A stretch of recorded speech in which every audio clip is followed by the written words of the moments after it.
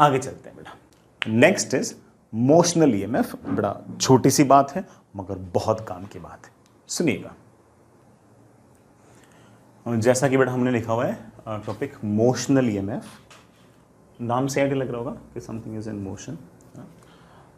अगर आपके पास कोई कंडक्टिंग वायर या रॉड मूव कर रही है, रॉड का स्ट्रेट होना जरूरी नहीं है, कैसे शेप की भी हो सकती है, कोई भी वायर या रॉड अगर इस तरह से मूव कर रही है कि वो मैग्नेटिक लाइन ऑफ फोर्सेस को कट करती है, यूं नहीं कि मैग्नेटिक लाइन ऑफ फोर्सेस के पैरेलल निकल गए, ना, मैग्नेटिक लाइन ऑफ फोर्सेस को अगर कट करती है तो उस रॉड या वायर के अक्रॉस कुछ ना कुछ ईएमएफ इंड्यूस्ड होगा। उस ईएमएफ इंड्यूस्ड को हम निकालेंगे भी और याद भी रखेंगे। That EMF induced is known as your motional EMF. But एक लाइन भी लिखना, if a conducting wire or rod cuts magnetic line of forces, then some EMF is induced across it. जैसे फॉर एग्जाम्पल बड़ा मान लीजिए कि आपके पास ऐसे अंदर की तरफ मैग्नेटिक फील्ड है बोर्ड के प्लेन के परपेंडिकुलर, ठीक है।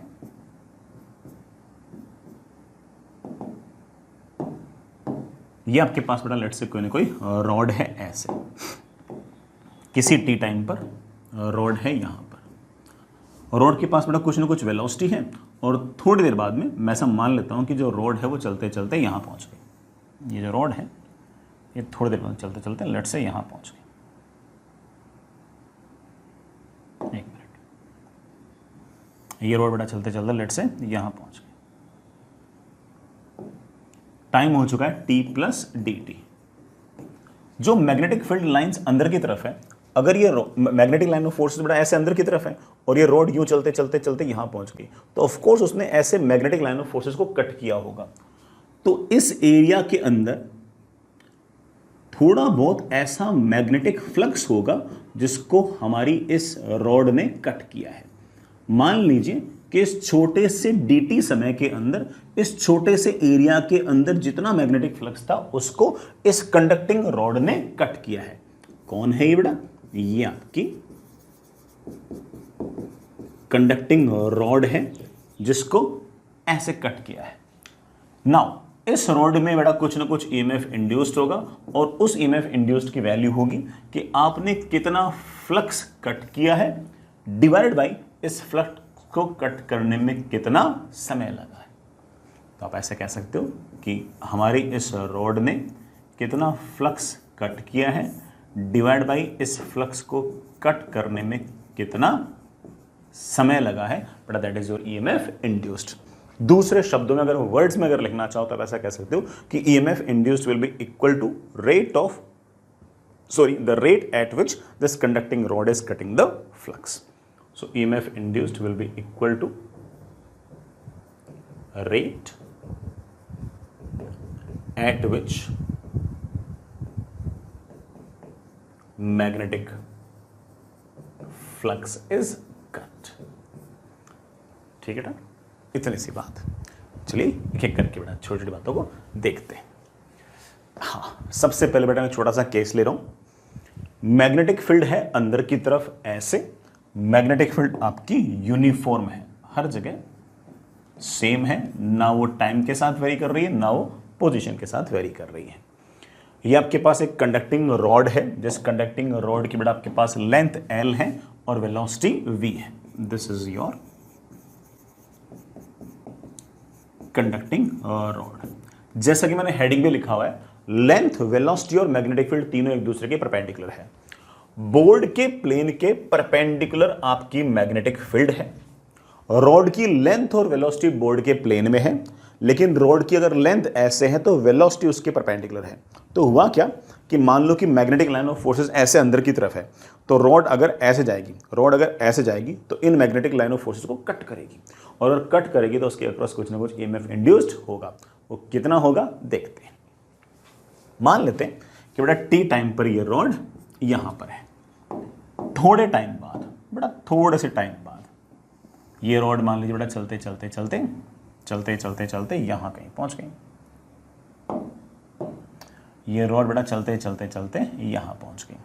लेट से टाइम हो चुका है t प्लस डी टी। इस टाइम तक रॉड सामने की तरफ कुछ डिस्टेंस चल रही है। मेरे प्यारे बच्चों, कितने डिस्टेंस चल रही है? v into D T. तो इस रॉड ने उतने सारे फ्लक्स को कट किया है जो सारा का सारा फ्लक्स एक तरीके से इस रेक्टेंगल के अंदर है। तो अगर आप मुझसे पूछो कि ईएमएफ इंड्यूस्ड कितनी है, तो मैं कह सकता हूं कि ईएमएफ इंड्यूस्ड विल बी कितना फ्लक्स कट किया है डिवाइड बाय इस फ्लक्स को कट करने में कितना समय लगा है। फ्लक्स कट किया है मैग्नेटिक फील्ड मल्टीप्लाइड बाय ये वाला एरिया। एरिया बेटा कितना है? L into V D T. L into V D T. D T बेटा नीचे, और हमारे पास ईएमएफ इंड्यूस्ड की वैल्यू आ गई है वो वी बी। बहुत ही बेटा स्टैंडर्ड रिजल्ट है, बार बार काम आएगा, लेकिन ये फॉर्मूला सिर्फ तभी यूज करना है जब बेटा लेंथ, वेलोसिटी और मैग्नेटिक फील्ड एक दूसरे के परपेंडिकुलर हो। तो ये जो रॉड है इसके अक्रॉस बेटा कुछ ना कुछ ईएमएफ इंड्यूस होगा और उस ईएमएफ इंड्यूस की वैल्यू होगी वीबीएल। समझ गए बच्चों? हालांकि मैं इसी बात को एक तरीके से और डिराइव कर सकता हूं, और मुझे दूसरी वाली डेरिवेशन बहुत पसंद है, आपको भी होगी। ठीक है, दिखाता हूं। उसमें हम कुछ एक्स्ट्रा चीज सीखेंगे, इसलिए करा रहा हूं। तो इसी बात को बेटा मैं एक तरीके से और बताता हूं। इस तरीके से मैं बताकर क्या करूंगा कि है ना, इसमें मैं ना कोई भी फैराडेज लॉ यूज नहीं करूंगा, ऐसे कर दूंगा। देखना बेटा, आपकी रॉड है, लेंथ एल है, पूरे रीजन में मैग्नेटिक फील्ड है ऐसे अंदर की तरफ बी, रॉड की लेंथ के परपेंडिकुलर डायरेक्शन में मैंने वेलोसिटी लगा रखी है वी। ईएमएफ इंड्यूस निकालना है, निकालते हैं। पहले गौर करना, इस कंडक्टिंग रॉड के अंदर खूब सारे फ्री इलेक्ट्रॉन्स होंगे, प्रोटॉन्स भी होंगे लेकिन वो तो फिक्स होंगे, बाउंडेड इलेक्ट्रॉन्स भी होंगे वो भी फिक्स होंगे। मुझे चिंता किसकी है? फ्री इलेक्ट्रॉन्स की। ये मान लीजिए कोई ना कोई फ्री इलेक्ट्रॉन है। अगर रॉड को आप सामने की तरफ v वेलोसिटी से लेकर जाओगे तो ये फ्री इलेक्ट्रॉन भी सामने की तरफ v वेलोसिटी से जाएगा। जब भी कोई चार्ज पार्टिकल मैग्नेटिक फील्ड के अंदर जाता तो उस पर एक फोर्स लगता है q into V cross B. Charge के पास वेलोसिटी ऐसे है, मैग्नेटिक फील्ड ऐसे, v क्रॉस बी आया ऊपर की तरफ, लेकिन चार्ज है नेगेटिव तो उस पर फोर्स लगेगा ऐसे। तो इस पर फोर्स लगा ऐसे, और उस फोर्स की वैल्यू मेरे प्यारे बच्चे जानते हैं। बड़ा फॉर्मूला होता है q into V cross B. बड़ा वेलोसिटी और मैग्नेटिक फील्ड के जो एंगल कितना है 90, वैसे फॉर्मूला होता है Q V B sine theta, लेकिन angle between velocity and magnetic field is 90, तो बड़ा फोर्स आ गया ऐसे। इस फोर्स के कारण क्या होगा कि इस रीजन के अंदर अचानक से नेगेटिव चार्ज आना स्टार्ट हो जाएगा। इस फोर्स के कारण जो इलेक्ट्रॉन्स हैं, जो फ्री इलेक्ट्रॉन्स हैं, वो यहां पर आना स्टार्ट हो जाएंगे। यहां पर एक तरीके से अबंडेंस ऑफ इलेक्ट्रॉन्स हो जाएगा। अगर यहां पर अबंडेंस ऑफ इलेक्ट्रॉन्स हो जाएगा तो ऑब्वियस बात है कि यहां पर डेफिशिएंसी ऑफ इलेक्ट्रॉन्स हो जाएंगी, तो यहां पर आपके पास आ जाएगा पॉजिटिव चार्ज। जैसे ही इधर पॉजिटिव चार्ज आया और इधर नेगेटिव चार्ज आया, वैसे ही इस पूरी की पूरी कंडक्टिंग रॉड के अंदर ऐसे एक इलेक्ट्रिक फील्ड आ जाएगी। ये इलेक्ट्रिक फील्ड बेटा कहां से कहां आ रही है? पॉजिटिव चार्ज से नेगेटिव चार्ज। ले बेटा, मैंने इस इलेक्ट्रिक फील्ड को लिख दिया है ई। ऐसे मत सोचना कि प्रोटॉन्स यहां भाग गए, नहीं, यहां वाले इलेक्ट्रॉन्स भागते भागते भागते इधर आ गए, तो ऑफ कोर्स बेटा कहीं से भी अगर इलेक्ट्रॉन्स अगर जाएंगे, किसी न्यूट्रल जगह से अगर इलेक्ट्रॉन्स अगर जाएंगे तो वहां पर चार्ज पॉजिटिव आ जाएगा। तो यहां पर चार्ज पॉजिटिव, यहां पर चार्ज नेगेटिव। ये जैसे ही चार्ज पॉजिटिव और चार्ज नेगेटिव आया, वैसे ही जो बीच रास्ते में अभी भी आपके फ्री इलेक्ट्रॉन्स हैं उन पर एक फोर्स लगना स्टार्ट हो जाएगा इलेक्ट्रिक फील्ड के अपोजिट डायरेक्शन में, क्योंकि इन फ्री इलेक्ट्रॉन्स के पास चार्ज है नेगेटिव। और ये जो फोर्स होगा बेटा that will be of course E into E. आराम से सुनना, बिल्कुल शुरुआत में यहां कोई चार्ज नहीं था, मतलब यहां पर चार्ज इकट्ठा नहीं हुआ था। उस केस में सिर्फ और सिर्फ मैग्नेटिक फोर्स ही था। उस मैग्नेटिक फोर्स के कारण यहां पर बड़ा फ्री, यहां पर नेगेटिव चार्ज लगातार बढ़ता गया, यहां पर पॉजिटिव चार्ज लगातार बढ़ता गया। जैसे जैसे बड़ा ये चार्जेस बढ़ते गए वैसे वैसे लगातार ये वाली इलेक्ट्रिक फील्ड बढ़ती गई। एक टाइम ऐसा आएगा जब ये वाली इलेक्ट्रिक फील्ड बढ़ते बढ़ते बढ़ते बढ़ते सिचुएशन ऐसी आएगी कि ये वाला जो इलेक्ट्रिक फोर्स है और ये वाला जो मैग्नेटिक फोर्स है दोनों एक दूसरे को बैलेंस कर देंगे। और जैसे ही दोनों फोर्सेस एक दूसरे को बैलेंस कर देंगे, अब इलेक्ट्रॉन्स का आना जाना हो जाएगा बंद, और हम ऐसा कह सकते हैं कि एक तरह से स्टेडी स्टेट आ जाएगी। जिस टाइम पर स्टेडी स्टेट आएगी, this force will be equal to this force, E into E will be of course E into V into B. बड़ा E से E कैंसिल, रॉड के अंदर एक इलेक्ट्रिक फील्ड आ गई है, जिस इलेक्ट्रिक फील्ड की बेटा वैल्यू कितनी है? VB। समझिए बेटा, शुरुआत में इलेक्ट्रिक फील्ड नहीं थी, और वो इलेक्ट्रिक फील्ड नहीं थी, इसी कारण से यहां पर नेगेटिव चार्ज और यहां पर पॉजिटिव चार्ज इकट्ठा होना स्टार्ट हुआ। लेकिन जैसे ये पॉजिटिव और नेगेटिव इकट्ठा होना स्टार्ट हुआ, एक इलेक्ट्रिक फील्ड आना स्टार्ट हो गई। शुरुआत में इलेक्ट्रिक फील्ड कम थी तो ये वाला फोर्स कम था और ये वाला फोर्स ऑफ कोर्स ज्यादा था, तो अभी भी बेटा लगातार यहां पर नेगेटिव चार्ज इकट्ठा होता गया, यहां पर पॉजिटिव चार्ज लगातार इकट्ठा होता गया। जैसे जैसे चार्जेस बढ़ते गए वैसे वैसे इलेक्ट्रिक फील्ड बढ़ती गई। इलेक्ट्रिक फील्ड बढ़ते बढ़ते बढ़ते कभी ना कभी इतनी ज्यादा हो गई कि बेटा इलेक्ट्रिक फोर्स और मैग्नेटिक फोर्स बराबर हो गए, और जैसे बराबर हो गए अब चार्जेस का भागना हो गया बंद, और हम ऐसा कह सकते हैं कि एक तरीके से ट्रांजिएंट स्टेट या फिर बेटा एक तरह से स्टेडी स्टेट आ गई है। जिस टाइम पर स्टेडी स्टेट आ गई मेरे पास ईएमएफ आ गया बेटा कितना, वीबी। सर मुझे तो यहां से यहां, सॉरी इलेक्ट्रिक फील्ड आ गई है वीबी। सर मुझे तो यहां से तक का पोटेंशियल डिफरेंस निकालना है, जो यहां से तक का पोटेंशियल डिफरेंस है वही तो हमारा ईएमएफ है। तो मेरे बच्चे बोलेंगे सर ईएमएफ होता है क्या, पोटेंशियल डिफरेंस होता है of course electric field multiplied by यहां से यहां तक की डिस्टेंस। अगर इलेक्ट्रिक फील्ड कांस्टेंट ना होता ना बेटा, फिर तो तुम जानते हो पोटेंशियल डिफरेंस का फॉर्मूला होता है बेटा क्या, ई डॉट डी एल। लेकिन अगर इलेक्ट्रिक फील्ड कांस्टेंट होती है, हर जगह बेटा सेम होती है, यूनिफॉर्म होती है, तो आप सीधा बोल सकते हो ई इंटू एल। तो आप कह सकते हो कि यहां से तक का पोटेंशियल डिफरेंस या फिर ईएमएफ इंड्यूस्ड की वैल्यू होगी, इलेक्ट्रिक फील्ड है वीबी, बड़ा लेंथ है एल, बड़ा EMF will be VB L. यहां से मुझे एक एक्स्ट्रा बात ये पता लग गई कि इलेक्ट्रिक फील्ड ऐसे है, इसका मतलब ये हायर पोटेंशियल पे है, ये लोअर पोटेंशियल पे है। इसका मतलब रॉड का ये वाला हिस्सा हायर पोटेंशियल, ये वाला हिस्सा लोअर पोटेंशियल, ये हायर पोलरिटी, ये लोअर पोलरिटी। तो अगर मान लो कि मुझे इस रॉड को किसी बैटरी से अगर रिप्लेस करना होगा तो ऊपर वाले एंड को हायर पोटेंशियल दिखाऊंगा, नीचे वाले एंड को लोअर पोटेंशियल दिखाऊंगा, और ईएमएफ की वैल्यू बड़े प्यार से लिख दूंगा क्या, वीबीएल। समझ गए बच्चे, समझ गए? चलिए मैं यहाँ पर एक छोटा सा नोट भी लिखा देता हूँ जो शायद तुम्हारे ज़्यादा काम आएगा। हमेशा वी क्रॉस भी कर दिया करो, जिस तरफ वी क्रॉस भी आएगा ना उस तरफ हायर पोलरिटी आएगी। जैसे वी यूं है, बी यूं है, तो वी क्रॉस भी करो, वी की तरफ हाथ लेके राइट हैंड को, फिर बी की तरफ उंगलियों को कर दिया कर्ल, तो अंगूठा आ गया ऊपर की तरफ, मतलब ऊपर हायर पोटेंशियल, नीचे लोअर पोटेंशियल। सीधा सीधा ऐसे याद कर लिया करो, लिख दिया करो कि V cross B will provide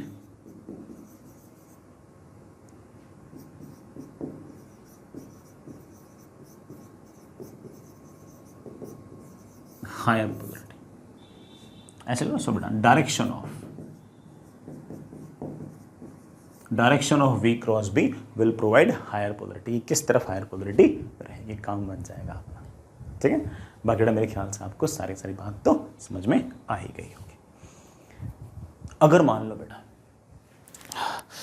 length और वेलोसिटी एक दूसरे के परपेंडिकुलर ना हुई तो क्या होगा। जैसे ही आपका बोर्ड का प्लेन, इस बोर्ड के प्लेन में अंदर की तरफ मैग्नेटिक फील्ड है B, ये है यूनिफॉर्म, ये रॉड है जिसकी लेंथ है L और बड़ा वेलोसिटी है ऐसे। इस बार बेटा आपकी लेंथ और वेलोसिटी एक दूसरे के परपेंडिकुलर नहीं है, बल्कि लेंथ ऐसे है, वेलोसिटी ऐसे है, और दोनों के बीच में एंगल आपका थीटा है। अब ईएमएफ इंड्यूस्ड कितना होगा निकाल लेंगे। मान ली बेटा T is equals to T पर यहां पर है, थोड़ी देर बाद में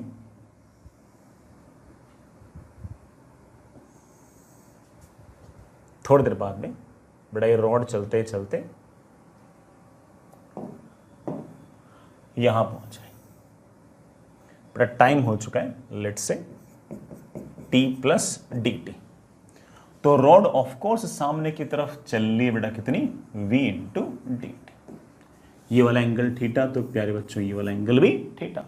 इस बार रॉड की लेंथ और रॉड की वेलोसिटी के बीच में एंगल 90 नहीं है, एंगल थीटा है। मैं अगर मेरा फेराडेज लॉ लगाऊं तो ईएमएफ इंड्यूस्ड विल बी, कितना फ्लक्स कट किया है डिवाइड बाय कितना समय लगा है, कितना फ्लक्स कट किया है। इस टाइम से लेकर इस टाइम तक इस रॉड ने वो सारा फ्लक्स कट किया है जो इस एरिया के अंदर।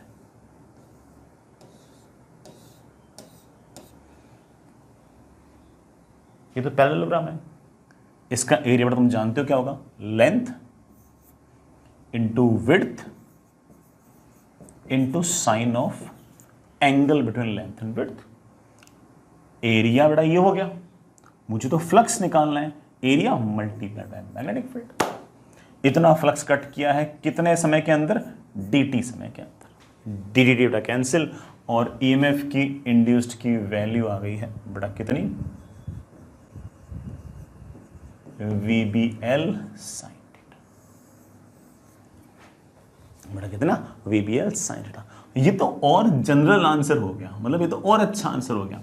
इसी में अगर मैंने थीटा की वैल्यू अगर 90 डिग्री रख दी तो आपका फिर से वही आंसर आ जाएगा VBL, जो हमारा पिछले वाले सवाल का आंसर था। थीटा की वैल्यू 90 वाला समझ गया बेटा, लेंथ ऐसे और वेलोसिटी ऐसे, वही आंसर आ गया VBL। अगर इसी में मैंने थीटा की वैल्यू अगर 0 डिग्री रख दी तो आपका EMF इंड्यूस्ड आ जाएगा 0। लेंथ और वेलोसिटी अगर दोनों पैरेलल हो गए, मान लो बेटा मैग्नेटिक फील्ड ऐसे है लेकिन लेंथ भी इसी तरफ वेलोसिटी भी इसी तरफ, उस केस में क्या होगा कि कोई लाइन कट नहीं होगी। लेंथ और वेलोसिटी एक दूसरे के परपेंडिकुलर होगी तभी जाके कोई लाइन कट हो पाएगी। लेंथ और वेलोसिटी अगर एक दूसरे के पैरेलल हुई तो किसी प्रकार की कोई लाइन नहीं कट पाएगी। बल्कि मैं एक बात याद करा सकता हूं कि magnetic field, length and velocity, इन तीनों वेक्टर में से अगर कोई भी दो वेक्टर पैरेलल हुए तो लाइन वाइन कट होगी नहीं। जैसे मान लो मैग्नेटिक लाइन ऑफ फोर्सेस ऐसे ऐसे हैं, ठीक है, और मैं वेलोसिटी और मैं रॉड जो है मैग्नेटिक लाइन ऑफ फोर्सेस ऐसे हैं और मैं लेंथ भी ऐसे रख दूं और फिर ऐसे चलाते रहो। मैग्नेटिक लाइन ऑफ फोर्सेस के पैरेलल मूव कर रहे हो, कट नहीं कर रहे हो, कट करने के लिए यूं जाना जरूरी पड़ेगा। तो अगर इन तीन वेक्टर में से if any two vectors are parallel then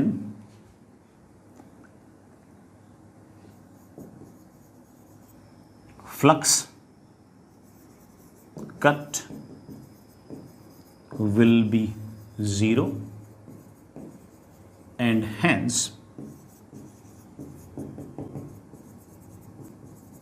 EMF induced will be 0।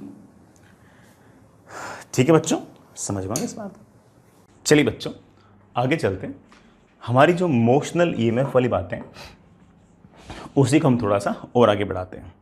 हमने अभी तक सिर्फ और सिर्फ ये देखा कि अगर कंडक्टिंग रॉड अगर स्ट्रेट हुई तो उसके अंदर ईएमएफ किस तरह से इंड्यूस होगा, और हमने उसका फॉर्मूला भी निकाल लिया कि दैट इज V×B.L। हालांकि ये तो मैथमेटिकल एक्सप्रेशन था, जो उसके फिजिकल सिग्निफिकेंसेस थे वो हमने एक एक करके देख भी लिए। अगर मान लीजिए रॉड आपकी स्ट्रेट ना हो और रैंडम शेप की हो, ऐसे बड़ा किसी ऐसे रैंडम शेप की हो, सर्कुलर हो, सेमी सर्कुलर हो, किसी मान लीजिए रैंडम शेप की आपके पास रोड हो, कंडक्टिंग रोड हो, और वो मैग्नेटिक लाइन ऑफ फोर्सेस को अगर कट कर रही हो तो ईएमएफ इंड्यूस कितना होगा, इस बात को पर एक बार के लिए डिस्कस करते हैं।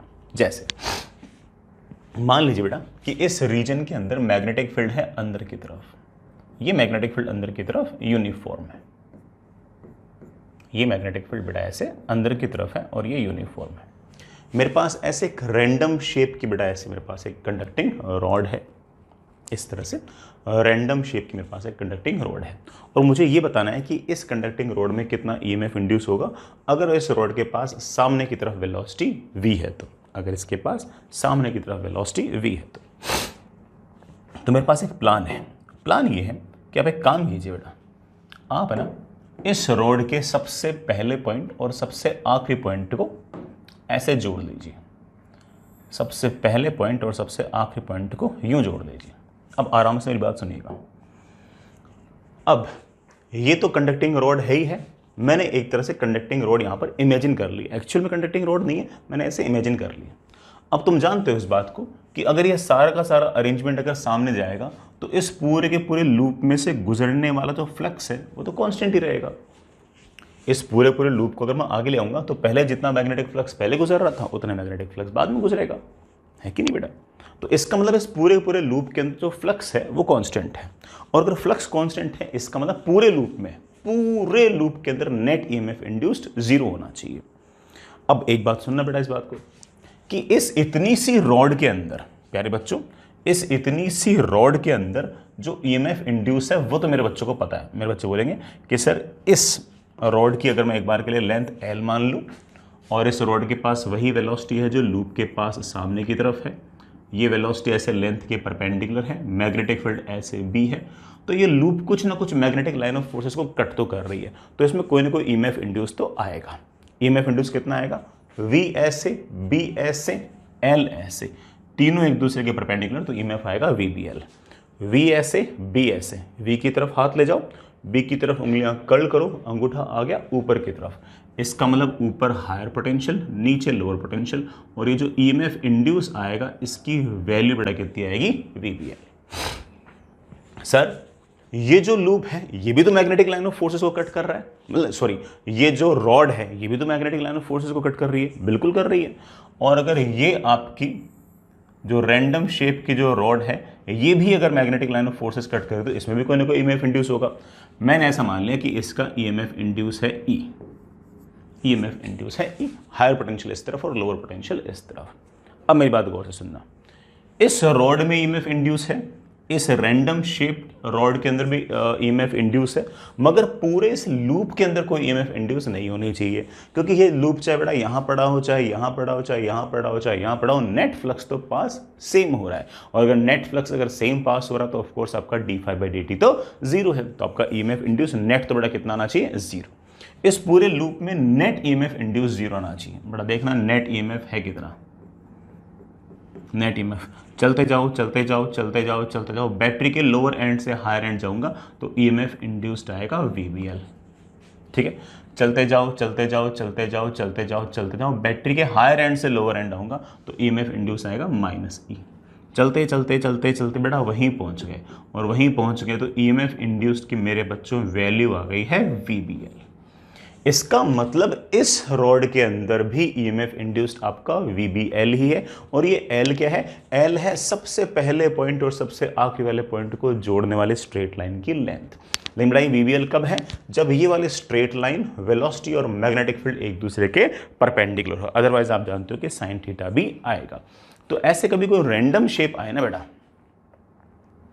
ऐसे कभी रैंडम शेप आए तो आप तो सिर्फ और सिर्फ सबसे पहले पॉइंट को और सबसे आखिरी पॉइंट को जोड़ दिया करो और चलो जाया करो। सबसे पहले पॉइंट को सबसे आखिरी पॉइंट को जोड़ दिया करो, और सिर्फ उसके बाद थोड़ा वही आपका V cross B dot L वाला फॉर्मूला लगाने की कोशिश किया करो, हमारा हमेशा आंसर आ जाएगा, कभी किसी प्रकार की कोई दिक्कत नहीं आएगी। ठीक है बच्चों, मैं इस बात को एक तरीके से और प्रूव करना चाहता हूँ, है ना बेटा। मैं सेम रिजल्ट ही लेके आऊँगा, कोई नया रिजल्ट लेके नहीं आऊँगा, बट फिर भी बेटा मैं एक बार और प्रूव करना चाहता हूँ। मान लीजिए कि मेरे पास इस तरह से कंडक्टिंग रॉड है, इस रॉड के पास बेटा वेलोसिटी लेट से बेटा एस वी है, मैग्नेटिक फील्ड बेटा लेट से एस बी है। ठीक है बच्चों, पूरे रीजन के अंदर मैग्नेटिक फील्ड अगर ऐसे है तो ऑब्वियस बात है कि इस रॉड में कोई ना कोई ईएमएफ इंड्यूस हुआ होगा, इस रॉड में बड़ा कोई ना कोई ईएमएफ इंड्यूस हुआ होगा, इसने किसी न किसी फ्लक्स को कट तो किया ही है। ये रैंडम शेप की रॉड अगर सामने जाएगी तो इसने कोई ना कोई ईएमएफ इंड्यूस तो हुआ ही है, इसने कुछ ना कुछ मैग्नेटिक लाइन ऑफ फोर्सेस को कट तो किया ही है, और अगर magnetic force line of forces को कट किया है तो कोई ना कोई ईएमएफ इंड्यूस तो हुआ होगा। उस बात को सोचने का एक तरीका और है, एक काम करो बेटा, ये एक छोटा सा डीएल लेंथ का जो एलिमेंट है इसको साइड में लो और इसको थोड़ा सा एनालाइज करो। चलिए बेटा, ये छोटा सा डीएल,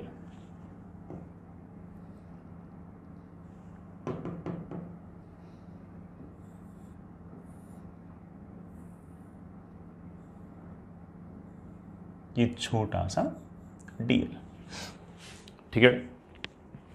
इसके अंदर लेट से आपके पास कोई ना कोई फ्री इलेक्ट्रॉन है, ठीक है बेटा। इस फ्री इलेक्ट्रॉन पर कोई ना कोई फोर्स है, मैं जानता हूं कि इस पर कितना फोर्स है, इस पर कोई ना कोई मैग्नेटिक फोर्स है, and that magnetic force is Q into इसकी वेलोसिटी। इस इलेक्ट्रॉन की बेटा वेलोसिटी वही होगी जो आपके रॉड के पास वेलोसिटी है, तो V क्रॉस P, इस पर ये मैग्नेटिक फोर्स है। मैंने आपको सिखा रखा है कि इस मैग्नेटिक फोर्सेस के कारण इलेक्ट्रॉन्स थोड़ा सा एक तरफ ड्रिफ्ट होंगे, जिस तरफ इलेक्ट्रॉन्स हल्के से ड्रिफ्ट होंगे वहां पर नेगेटिव चार्ज आएगा, उसके अपोजिट डायरेक्शन में एक पॉजिटिव चार्ज आएगा, उसके कारण पूरे के पूरे रीजन में एक इलेक्ट्रिक फील्ड इंड्यूस होगी। क्या होगी बेटा? इलेक्ट्रिक फील्ड इंड्यूस होगी, और उस इलेक्ट्रिक फील्ड इंड्यूस्ड के कारण कुछ ना कुछ इसी इलेक्ट्रॉन पर कोई ना कोई फोर्स आएगा। That force will be of course minus E into E induced. तो पूरे के पूरे रीजन के अंदर, पूरे के पूरे तार के अंदर कोई ना कोई इलेक्ट्रिक फील्ड तो रहेगी रहेगी। और कुल मिलाकर ये इलेक्ट्रिक फील्ड इस तरह से आती है कि इस तार के अंदर जितने भी इलेक्ट्रॉन्स हैं उन पर नेट फोर्स जीरो आ जाए। ये वाली बात बेटा अपन ने पहले हॉल इफेक्ट के अंदर ही पढ़ी थी, और जो अपन ने अभी इमोशनल ईएमएफ जब इंट्रोड्यूस किया तब भी अपन ने पढ़ी थी कि कैसे इलेक्ट्रॉन्स जो होते हैं उस पर मैग्नेटिक फोर्स लगता है, उसके कारण कुछ इलेक्ट्रॉन्स जो होते हैं वो अपना पोजीशन चेंज कर लेते हैं, फिर उसके कारण इलेक्ट्रिक फील्ड आती है, और वो इलेक्ट्रिक फील्ड जो होती है वो इलेक्ट्रिक फोर्स लगाती है, और उस इलेक्ट्रिक फोर्स के कारण जो बाकी बचे हुए इलेक्ट्रॉन्स हैं उन पर नेट फोर्स आपका जीरो आ जाता है। तो थोड़ी देर बाद में जैसे ही आपका स्टडी स्टेट आएगा, इस मैग्नेटिक फोर्स का और इलेक्ट्रिक फोर्स का जो समेशन है बेटा वो जीरो आ जाएगा। इससे मेरे पास बेटा माइनस ई तो ठीक है बेटा, मेरे पास आ गया E into V cross B plus E into E induced is equals to zero. तो पूरे के पूरे तार के अंदर कुछ ना कुछ इंड्यूस्ड इलेक्ट्रिक फील्ड आ जाएगी, और उस इंड्यूस्ड इलेक्ट्रिक फील्ड की मेरे प्यारे बच्चों जो वैल्यू होगी वो होगी minus of V cross B. बड़ा कोई दिक्कत तो नहीं, ई से ई कैंसिल, बड़ा उधर गया तो minus of V cross B. इसका मतलब इतने से रीजन के अंदर कोई ना कोई इलेक्ट्रिक फील्ड है जिसकी वैल्यू है माइनस वी क्रॉस बी। तो यहां से यहां तक थोड़ा सा ईएमएफ इंड्यूस होगा या फिर पोटेंशियल डिफरेंस होगा। वो जो छोटा सा पोटेंशियल डिफरेंस या फिर छोटी सी ईएमएफ होगी उसको मेरे प्यारे बच्चे बोल सकते हैं कि सर हमने इलेक्ट्रोस्टैटिक्स में ही पढ़ रखा है कि that is minus E dot D L, that is minus E dot D L. इस इलेक्ट्रिक फील्ड के कारण कुछ ना कुछ ईएमएफ इंड्यूस होगी या फिर पोटेंशियल डिफरेंस होगा। That potential difference we know it very well कि that is minus E dot D L. Minus sign तो सिर्फ और सिर्फ ये रिप्रेजेंट करता है कि electric field is always from higher potential to lower potential. और जैसे मैंने यहां पर रखा, मेरे पास ये छोटी सी ईएमएफ इंड्यूस आ गई है बेटा, minus minus cancel, that comes out to be V cross B dot D L. इसका मतलब इतने से एलिमेंट के अंदर ये ईएमएफ इंड्यूस हुई। ध्यान से सुनना बेटा, इतने से एलिमेंट के अंदर इतनी सी ईएमएफ इंड्यूस हुई। सर ये ईएमएफ इंड्यूस तो यहां भी होगी, यहां भी होगी, यहां भी होगी, यहां भी होगी, यहां भी होगी, हर जगह होगी। हाँ बेटा बिल्कुल होगी। और ये सारे के सारे जो ईएमएफ इंड्यूस है एक तरह से आपस में सीरीज में लगी हुई है। अगर मुझे नेट ईएमएफ इंड्यूस निकालना है तो मुझे तो सिर्फ और सिर्फ एक काम करना है कि net EMF induce will be integration of this, integration of this. चाहे रोड का ये वाला हिस्सा हो, चाहे ये वाला हिस्सा हो, चाहे ये वाला हिस्सा हो, सिर्फ ट्रांसलेशनल मोशन है। वी हर हिस्से का सेम है, बाहर निकाल लो। मैग्नेटिक फील्ड यूनिफॉर्म है, बी भी बाहर निकाल लो, तो आपका वी क्रॉस बी तो बाहर आ गया। वी क्रॉस बी तो मेरे प्यारे वाले बाल को बाहर आ गया। सिर्फ और सिर्फ मेरे पास बच गया इंटीग्रेशन डीएल वेक्टर। बेटा ये इंटीग्रेशन डीएल नहीं है, इंटीग्रेशन डीएल वेक्टर है। कितनी बार आपको बता चुका हूं, DL DL DL DL DL DL DL DL DL DL DL, ऐसे इनफाइनाइट नंबर ऑफ वेक्टर्स होंगे, उन सबका एडिशन करना है। उन सबका अगर एडिशन करना है तो सबसे पहले वाले वेक्टर की टेल से सबसे आखिरी वाले वेक्टर का हेड, सबसे पहले वाले वेक्टर के टेल से सबसे आखिरी वाले वेक्टर का head, this is summation of all DL, या फिर सिंपल शब्दों में कहूं तो this is your L vector. तो आप बड़े आराम से कह सकते हो कि ईएमएफ इंड्यूस का फॉर्मूला कितना प्यारा सा आ गया है, that is V cross B dot L. और ये एल वेक्टर क्या है? एल वेक्टर सिंपली पूरी रोड को भूल जाओ, सिर्फ और सिर्फ रोड के पहले वाले पॉइंट और रोड के सबसे आखिरी वाले पॉइंट को जोड़ दो, बस वो वाला जो लेंथ है बेटा वो आपका एल वेक्टर है। ठीक है प्यारे बच्चों, ये एक तरह से V cross B dot L. मैं फिर से बोल दूं बेटा, L vector is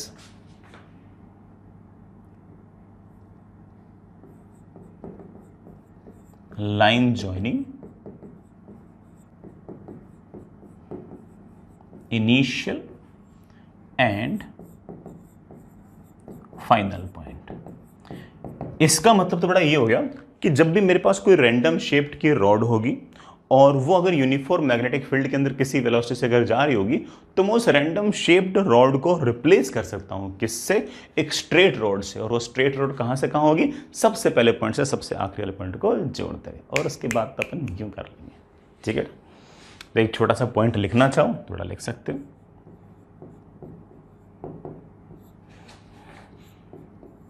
to find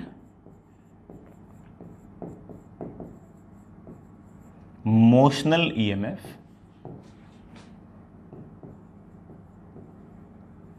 we can replace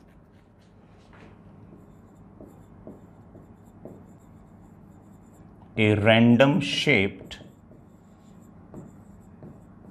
rod with a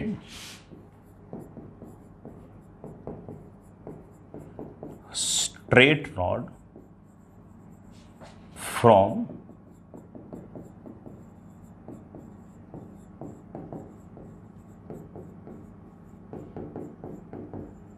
initial to final position.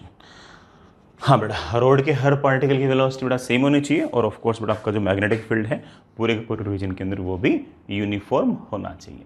ठीक है बच्चों, कोई ऐसे बहुत बड़ी टास्क नहीं थी, समझ गए होंगे इस बात को। चलिए बच्चों, इसके एप्लीकेशंस भी देखते हैं, कुछ सवालों के थ्रू बेटा इसके एप्लीकेशंस भी देखते हैं। सुनना बेटा, आपके पास ये बेटा डायमीटर मान लीजिए और इस तरह से सेमी सर्कुलर कंडक्टिंग रॉड है।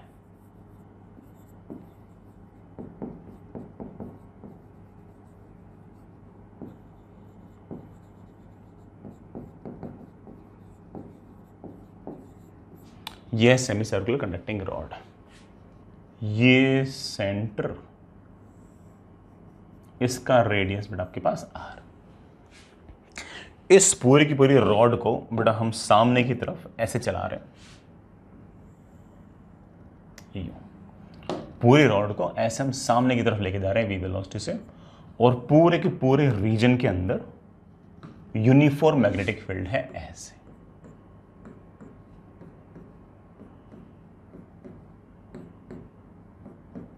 मैग्नेटिक फील्ड की वैल्यू है B. Find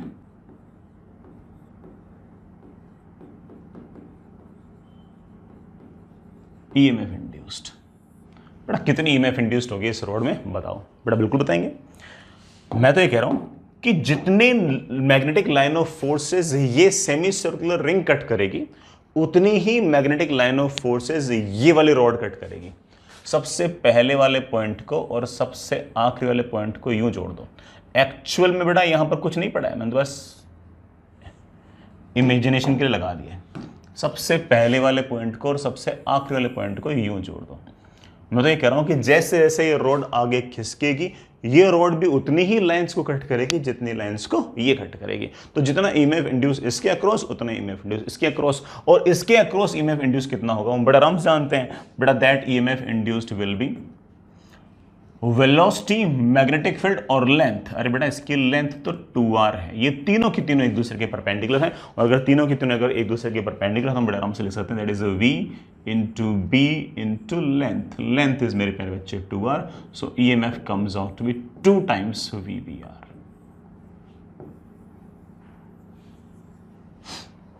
EMF comes out to be 2 times of VBR। समझ गए बच्चों इसको। एक सवाल और कर लो, जैसे सुनना बेटा, आराम से सवाल समझना।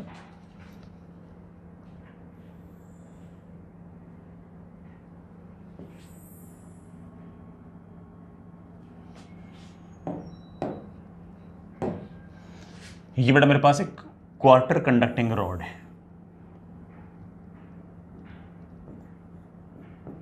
बेटा दिस इज 1/4 कंडक्टिंग रॉड। इसका जो रेडियस है बेटा वो आपके पास r है, और पूरे के पूरे रीजन के अंदर बेटा इस तरह से मैग्नेटिक फील्ड है।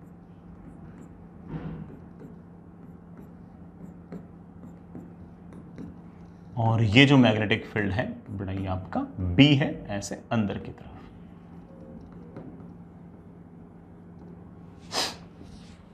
बी है बेटा ऐसे अंदर की तरफ। मैंने इस रॉड को इस तरह से एक्स एक्सिस के अलोंग वेलोसिटी दे रखी है। बेटा मैंने इस रोड को, पूरी रोड को ऐसे वेलोसिटी दे रखी है v, एक्स एक्सिस के अलोंग। ये जो क्वार्टरिंग है ये लगातार सामने की तरफ जाए जा रही है। बड़ा सवाल वही है, फाइंड ईएमएफ इंड्यूस्ड। इसमें ईएमएफ इंड्यूस्ड कितनी होगी, इतना सही सवाल है।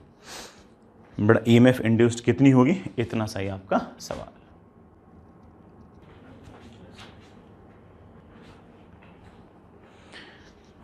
अगेन इस तरह का अगर रैंडम शेप्ड का अगर कोई कंडक्टिंग रॉड है तो सबसे पहले तो हमें ना इस कंडक्टिंग रॉड के सबसे पहले पॉइंट और सबसे आखिरी पॉइंट को जोड़ना चाहिए। लो मैंने जोड़ दिया। अब भूल जाओ कि ये क्वार्टर शेप की कोई जुगाड़ है, सिर्फ ये याद रखो कि ये एक रॉड है और इस रॉड की जो लेंथ है बड़ा आपके पास वो √2 टाइम्स ऑफ आर है। भाई ये आर तो ये √2r। अब हमें तो हमारे पास तो सिर्फ इतना सा अरेंजमेंट है कि ये लेंथ है, सॉरी ये रॉड है, इस रॉड की लेंथ है तुम्हारे पास √2r। इस रॉड के पास सामने की तरफ वेलोसिटी है बेटा v। वेलोसिटी अगर ऐसे सामने की तरफ होगी तो ये वाला एंगल 45, बिकॉज ये वाला एंगल 45 तो ये वाला एंगल 45, ये वाला एंगल 45, और मैग्नेटिक फील्ड आएगा ऐसे अंदर की तरफ, दैट इज b। बन गया बेटा अपना काम। तो हमें फॉर्मूले वगैरह पता ही है। यहाँ पर जो ईएमएफ इंड्यूस का जो फॉर्मूला आएगा बेटा that is of course VBL का साइन थीटा। बेटा what is velocity, velocity is v, magnetic field is b, length is √2r into sine of angle between. बेटा what is the angle between velocity and length vector, of course the angle is 45। बेटा ये sign 45 क्यों आ गया तुम समझ तो गया ना भाई। इस v के दो कंपोनेंट आएंगे, v cos 45 और v sin 45। मैं आपको कई बार सिखा चुका हूँ। ये जो v cos 45 है इसके कारण किसी प्रकार की कोई लाइन कट नहीं होती। लाइन जो कट होगी सिर्फ और सिर्फ इस वेलोसिटी के परपेंडिकुलर कंपोनेंट से ही होगी, दैट इज v sin 45। ये जो लेंथ है ये बेटा रोड, ये जो लेंथ है इसी के अलोंग वेलोसिटी है। जो वेलोसिटी लेंथ के अलोंग होती है उसके कारण कोई magnetic line of forces cut नहीं होती है, सिर्फ उसी वेलोसिटी के कारण कोई ना कोई magnetic line of forces cut होती है जो लेंथ के परपेंडिकुलर हो। तो उस कारण से आपके पास v का sin 45 वाला कंपोनेंट ही बचेगा। और यहाँ से आपके पास बड़े प्यार से ईएमएफ इंड्यूस की वैल्यू आ गई बेटा, कितनी आ गई है, VBR। This is the answer बेटा, दिस इज द आंसर। ठीक है बच्चों, आगे चलते हैं। तो जब भी मेरे ख्याल से कोई रैंडम शेप्ड कोई कंडक्टिंग रॉड आएगी तो हम बड़े आराम से सारा का सारा काम इस तरह से कर सकते हैं। चलिए कुछ एक जनरल सवाल अपन और निपटाते हैं, तो उससे हम थोड़ा सा और बातों को बेटर तरीके से एनालाइज भी कर पाएंगे। आपके पास एक इनफाइनाइटली लॉन्ग रॉड है, इस रोड के बेटा इनफाइनाइटली लॉन्ग वायर है, उसमें करंट आपके पास आई है, करंट आपके पास आई है। इसके पैरेलल में बड़ा दूसरा वायर है, इसके पैरेलल में एक दूसरा वायर है ऐसे,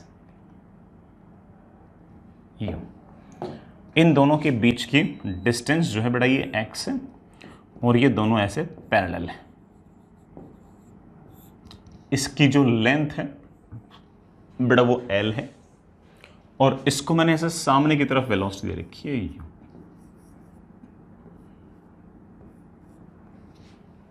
ठीक है, मेरा सवाल है, अच्छा बेटा ये अपने आप में कंडक्टिंग रॉड है, ये जो अपने आप में कंडक्टिंग रॉड बोल दो, वायर बोल दो, एक ही बात है बेटा। This is the conducting rod of length L। ठीक, find EMF induced in conducting rod. इस कंडक्टिंग रॉड के अंदर कितना EMF इंड्यूस्ड होगा ये बताओ। बता देंगे बेटा, ये तो आसान सा ही काम है।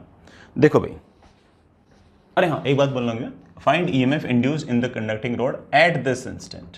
हमेशा नहीं बेटा, जिस इंस्टेंट पर अपन ने डायग्राम बना रखा है ना उस इंस्टेंट पर EMF इंड्यूस कितना होगा। सोचते हैं, इस इनफाइनाइटली लॉन्ग वायर के कारण मैग्नेटिक फील्ड है अंदर की तरफ, अंदर की तरफ, अंदर की तरफ, यहां यहां यहां यहां यहां, हर जगह इनफाइनाइटली लॉन्ग वायर की वजह से मैग्नेटिक फील्ड सेम है। यहां यहां यहां सेम नहीं है, लेकिन ये तो बड़ा रोड पैरेलल है इसके, ये रोड इस इनफाइनाइटली लॉन्ग वायर के पैरेलल है, तो यहां यहां यहां मैग्नेटिक फील्ड सेम है, हर जगह सेम है। उस मैग्नेटिक फील्ड की मैं वैल्यू बड़े आराम से जानता हूँ, आप भी जानते बेटा, that is mu naught I upon 2πx। अब जरा नोटिस कीजिएगा, इस रोड के पास लेंथ L है, वेलोसिटी v है, मैग्नेटिक फील्ड B है, तीनों एक दूसरे के परपेंडिकुलर हैं और रोड के प्रत्येक पॉइंट पर मैग्नेटिक फील्ड इस इंस्टेंट पर सेम है। ऐसा नहीं कि यहां पर मैग्नेटिक फील्ड ज्यादा हो, यहां कम हो, यहां और कम हो, ऐसा तो है नहीं, हर जगह मैग्नेटिक फील्ड सेम है। अगर हर जगह मैं ये थोड़ी कर रहा हूं कि यहां मैग्नेटिक फील्ड और यहां मैग्नेटिक फील्ड सेम है, लेकिन रोड के तो हर पॉइंट पर इनफाइनाइटली लॉन्ग वायर के कारण मैग्नेटिक फील्ड सेम ही है। और अगर मैग्नेटिक फील्ड सेम है तो हम सीधा कह सकते हैं कि ईएमएफ इंड्यूस्ड विल बी, तीनों एक दूसरे के परपेंडिकुलर हैं तो EMF induced will B VBL।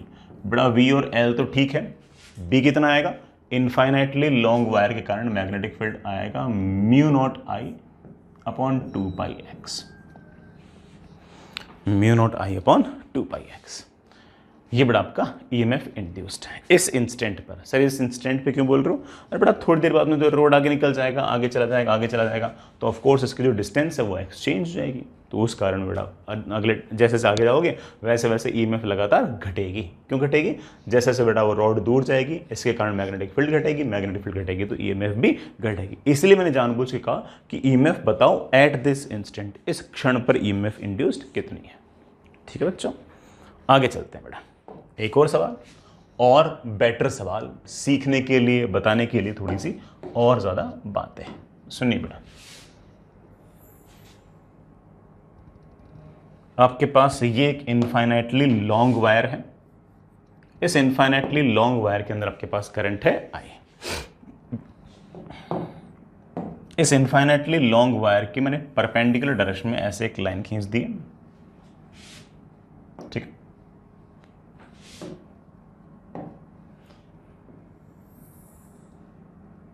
ऐसे परपेंडिकुलर डायरेक्शन में एक लाइन खींच दी और इस परपेंडिकुलर वाली जो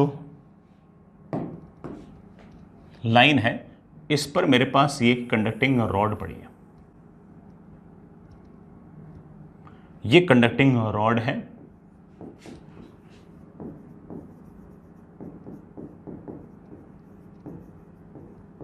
इस कंडक्टिंग रॉड को हमने बड़ा वेलोसिटी दे रखी है V ऐसे। इस कंडक्टिंग रॉड की जो लेंथ है प्यारे बच्चों वो L है और इसका ये वाला जो कोना है बड़ा यहां से ये A डिस्टेंस दूर है, ठीक है। क्या ये infinitely long wire magnetic line of forces को कट कर रहा है? ऑफ कोर्स, वो मैग्नेटिक फील्ड क्रिएट किसने की है? इस इनफाइनाइटली लॉन्ग वायर ने। इस इनफाइनाइटली लॉन्ग वायर के कारण इस रीजन के अंदर ऐसे मैग्नेटिक फील्ड है, वो अलग बात है बेटा, यहाँ मैग्नेटिक फील्ड ज़्यादा है, यहाँ कम है, यहाँ और कम है, यहाँ और कम है, लेकिन जो भी मैग्नेटिक फील्ड है उसको ऑफ कोर्स बड़ा ये कट तो कर रहा है, और अगर कट कर रहा है तो कोई ना कोई ईएमएफ इंड्यूस तो इस रॉड में आएगा। अगेन आपको ये बताना है कि इस कंडक्टिंग रॉड के अंदर कितना ईएमएफ इंड्यूस्ड आएगा। सवाल लिखिए बेटा, फाइंड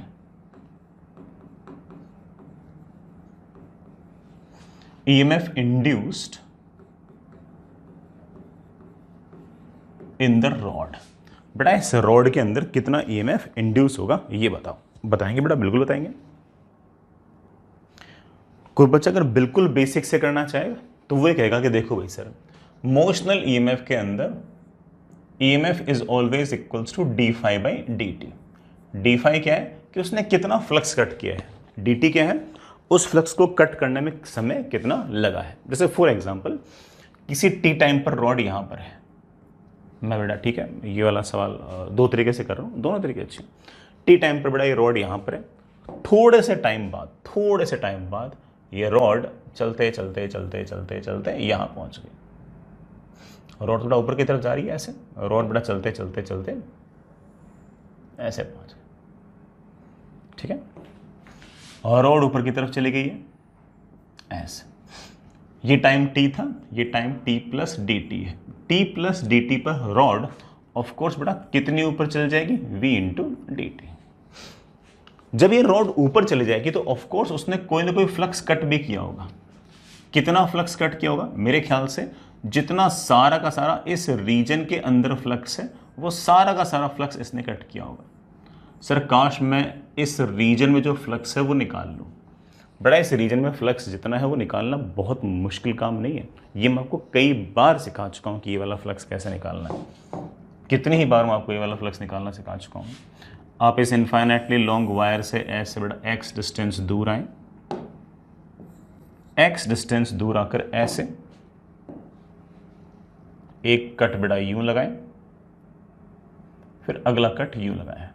पहला एक्स पे लगाए, अगला एक्स प्लस डी एक्स पे लगाए।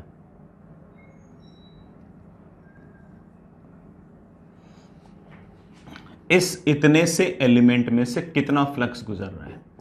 इस इतने से एलिमेंट के अंदर से फ्लक्स गुजर रहा है बड़ा कितना?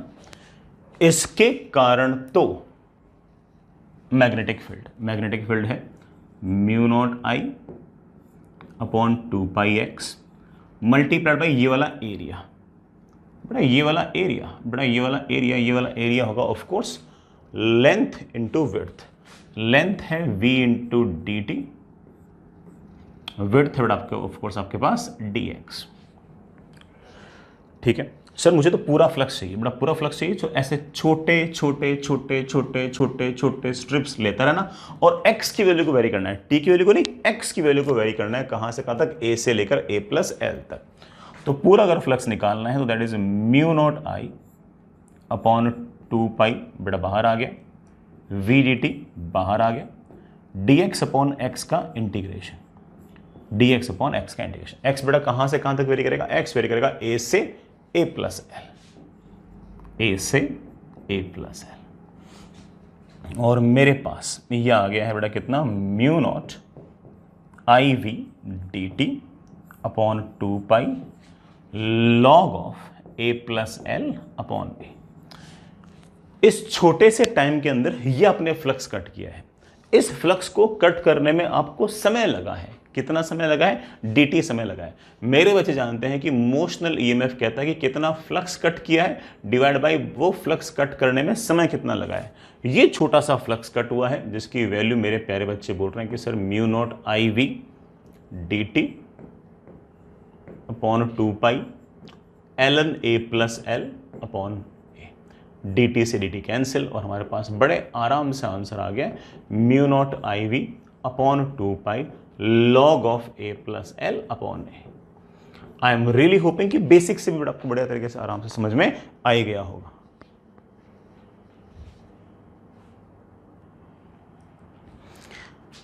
ये तो बिल्कुल बेसिक वाला तरीका था। देन कोई बच्चा कहता है कि सर वीबीएल वाले तरीके से कर दो ना, बड़ा बिल्कुल वही तो सही तरीका है। मतलब बेसिक वाला तरीका तो ये समझाने के लिए था कि देखो तुम वीबीएल से निकालो या D phi by D T से निकालो, चीज़ें समझाने के लिए मैंने ऐसे बोली हैं। अदरवाइज तो ऑब्वियस बात है बेटा कि वीबीएल वाला तरीका थोड़ा सा बेटर है। तो इसी सवाल को, इसी सिचुएशन को हम एक तरीके से और सोचते हैं। सुनिए बेटा, अ लिटिल मतलब डिफरेंट वे, ठीक है, दूसरा तरीका, ऐसा नहीं कि कुछ तुम नया सोच लो। ये आपके पास इनफाइनाइटली लॉन्ग वायर है, मेरे पास इस तरह से एक इसके परपेंडिकुलर डायरेक्शन में एक लाइन है और यहां पर आपके पास रॉड है और रॉड जो है वो यहां से तो a डिस्टेंस की है, बड़ा रॉड की खुद की जो लेंथ है वो आपके पास l है। अब देखो मेरा मन ये कर रहा है कि इस इनफाइनाइटली लॉन्ग वायर के कारण मैग्नेटिक फील्ड तो है अंदर की तरफ, ठीक है, और रॉड के पास वेलोसिटी है ऐसे और लेंथ है ऐसे। ये तो तय हो चुका है कि मैग्नेटिक फील्ड, लेंथ और वेलोसिटी ये तीनों एक दूसरे के परपेंडिकुलर हैं। और अगर तीनों एक दूसरे के परपेंडिकुलर है तो ईएमएफ इंड्यूस तुम वीबीएल से निकाल सकते हैं, है कि नहीं बेटा? वीबीएल साइन थीटा भी बोलने की जरूरत नहीं है, सिर्फ और सिर्फ वीबीएल से निकाल सकते हैं। लेकिन दिक्कत यहां आएगी कि सर बी क्या लिखें? सर यहाँ मैग्नेटिक फील्ड अलग आएगी, यहाँ थोड़ी कम आएगी, यहाँ और कम आएगी, यहाँ और कम आएगी। जितना हम इन्फाइनाइटली लॉन्ग वायर से दूर जाते हैं उसके कारण लगातार मैग्नेटिक फील्ड तो सर घटती है। तो सर क्या करें? बेटा मेरे पास एक प्लान है। आप एक काम कीजिए, आप यहाँ से कुछ x डिस्टेंस दूर आइए और x डिस्टेंस दूर आकर ऐसे एक छोटा सा एलिमेंट कट कीजिए जिसकी विड्थ हो dx। इस इनफाइनाइटली लॉन्ग वायर के कारण इस पॉइंट पर मैग्नेटिक फील्ड होगी अंदर की तरफ, और उस मैग्नेटिक फील्ड की वैल्यू होगी ऑफ कोर्स बड़ा म्यू नॉट आई अपॉन 2πx। इस इतने से एलिमेंट के पास वेलोसिटी होगी इस तरफ, वेलोसिटी ऐसे, मैग्नेटिक फील्ड ऐसे, लेंथ ऐसे। ऑब्वियस बात है कि तीनों एक दूसरे के परपेंडिकुलर है, तो इस इतने छोटे से एलिमेंट के अंदर कुछ ना कुछ ईएमएफ इंड्यूस आएगी। ईएमएफ इंड्यूस आएगी छोटी सी, तो मैंने डीई लिख दिया है, कितनी, वी बी एल, एल मतलब बड़ा कितना, dx। सर ये ईएमएफ इंड्यूस का हायर पोटेंशियल कहां पर, लोअर पोटेंशियल कहां पर, वो तुम जानते हो। V ऐसे है, B ऐसे है, V क्रॉस B बड़ा इस तरफ हायर पोटेंशियल। आप कह सकते हो कि ये जो छोटा सा एलिमेंट है ये एक छोटी सी बैटरी की तरह बिहेव करेगा, और उस छोटी सी बैटरी का जो ईएमएफ आएगा वो आएगा आपका DE, जो हमने निकाल लिया है। अब गौर करना बेटा, यहां पर भी एक छोटी सी बैटरी होगी, यहां भी एक छोटी सी बैटरी होगी, यहां भी छोटी सी बैटरी होगी, ऐसे आप infinitely large number of batteries मान सकते हो जिनके पास छोटा छोटा छोटा छोटा ईएमएफ है। और ये सारी की सारी बैटरीज बेटा आपस में कैसे लगी हुई हैं, सीरीज में। जैसे कोई बच्चा बोलते हैं सर यहां पर भी वीवीएल लगाओ, बेटा लगा दूंगा। वेलोसिटी है ऐसे, मैग्नेटिक फील्ड ऐसे, V cross B, higher potential इस तरफ, लोअर पोटेंशियल इस तरफ, ये हायर पोटेंशियल, ये हायर पोटेंशियल, ये लोअर पोटेंशियल, बड़ा फिर से ये हायर ये लोअर, ये हायर ये लोअर, ये हायर ये लोअर, ये हायर ये लोअर, ये हायर ये लोअर, ये हायर ये लोअर, ये हायर ये लोअर, ये हायर ये लोअर, ऐसे ये हायर ये लोअर, ये हायर ये लोअर। ये तो सिर्फ दिखाने के लिए दिखाई, अदरवाइज बड़ा infinitely number of large batteries, ऐसे इन्फाइनेट लार्ज, ऐसे छोटे छोटे एलिमेंट लोगे, हर छोटा छोटा एलिमेंट छोटी छोटी बैटरी की तरह बिहेव करेगा, and all of them are in series with same direction of polarity. अरे सर सबके पास अगर सेम डायरेक्शन ऑफ पोलरिटी है तो ईएमएफ अगर निकालना हो नेट तो जोड़ दूं, हाँ बेटा जोड़ दो। जोड़ना ऑब्वियसली मींस इंटीग्रेशन, v बाहर, म्यू नॉट बाहर, i बाहर, 2π बाहर, सिर्फ और सिर्फ dx अपॉन x का इंटीग्रेशन। x की वैल्यू बेटा कहां से कहां तक वेरी करेगी, a से लेकर a प्लस एल, और हमारे पास ईएमएफ इंड्यूस की जो वैल्यू आएगी बेटा that is mu naught I V upon 2π log of a plus L upon b। ये हमारा ईएमएफ इंड्यूस है। हमने जब बेसिक से किया था बेटा तब भी वही आंसर आया, और हमने फॉर्मूला यूज करके किया तब भी वही आंसर आया। मुझे ऐसा लगता है कि आपको पसंद तो ये आया होगा, तो सिर्फ फिर आपने वो वाला क्यों कराया, वो वाला इसलिए कराया कि मैं आपके दिमाग के अंदर ये बात सेट कर देना चाह रहा था कि चाहे आप किसी सवाल को बेसिक से करो, चाहे आपने जो फॉर्मूले याद कर रखे उन पर बिल्ड करके आप कोई सवाल करो, दोनों से आपके आंसर सेम आएंगे। हम सारे सवाल किससे करने की कोशिश करेंगे, हम तो ऑब्वियस बात है कि वीबीएल से ही करने की कोशिश करेंगे। ठीक है प्यारे बच्चों, आगे चलिए, आगे चलिए बेटा। नेक्स्ट इज हेडिंग लिखो बेटा,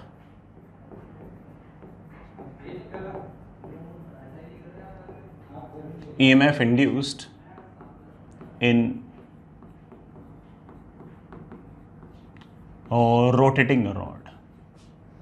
ऐसी कोई रॉड बेटा जो रोटेट कर रही है उसमें EMF इंड्यूस कितना होगा। सोचते हैं, समझते हैं, फॉर्मूला याद करते हैं और उस फॉर्मूले पर हम सवाल भी करते हैं। आप ढंग से समझ पाओ बेसिक तरीके से, इसलिए हो सकता है कि बेटा मैं दो तरीके से इस पूरी बात को बताऊं। दोनों तरीके अपनी जगह अच्छे हैं, अगेन एक बेसिक और एक बेटा आपने जो फॉर्मूले याद कर रखे हैं उससे। पूरे रीजन के अंदर बेटा इस तरह का अरेंजमेंट है। सबसे पहली बात बेटा आपके पास एक रॉड है ऐसे, ठीक है। इस रॉड को हम लोगों ने यहां से हिंज कर रखा है। ये जो रॉड है ये जिस रीजन के अंदर पड़ी है उस रीजन के अंदर मैग्नेटिक फील्ड है अंदर की तरफ B, वो है यूनिफॉर्म। तो ये जो रॉड है ये बड़ा ऑफ कोर्स यूं घूमेगी, यूं घूमेगी, यूं घूमेगी, यूं घूमेगी, तो बड़ा ऑब्वियस बात है क्या मैग्नेटिक लाइन ऑफ फोर्सेस को कट करेंगी, बिल्कुल करेंगी। मैग्नेटिक लाइन ऑफ फोर्सेस ऐसे, रॉड घूमेगी ऐसे, तो उनको कट तो करेंगी। तो EMF इंड्यूस तो कुछ ना कुछ आएगा, EMF इंड्यूस तो आएगा। ये कंडक्टिंग रॉड है,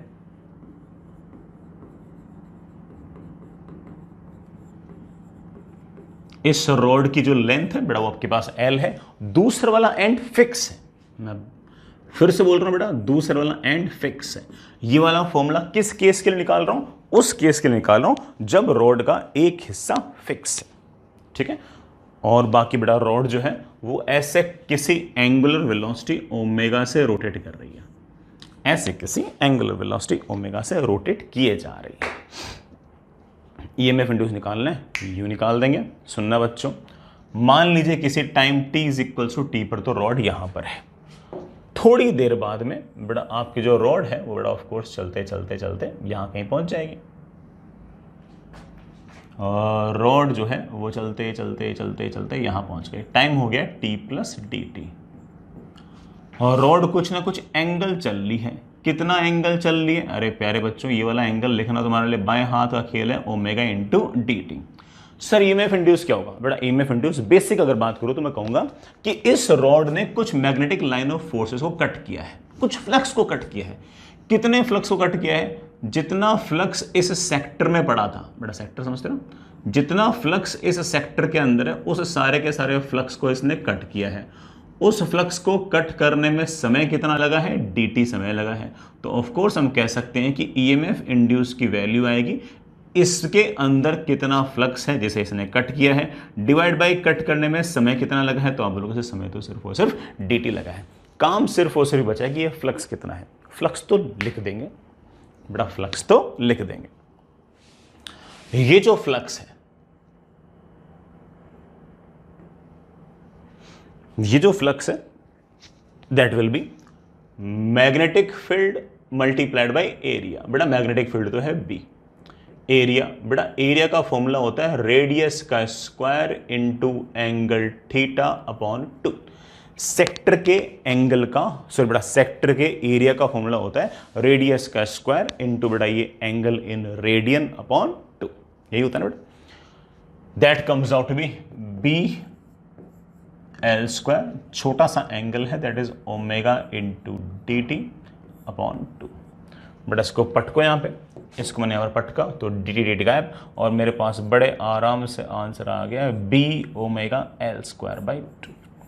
स्टैंडर्ड सा ही फॉर्मूला है, चाहो तो मेरे प्यारे बच्चों इसको तुम याद रख सकते हो, चाहो तो बेटा तुम याद रख सकते हो।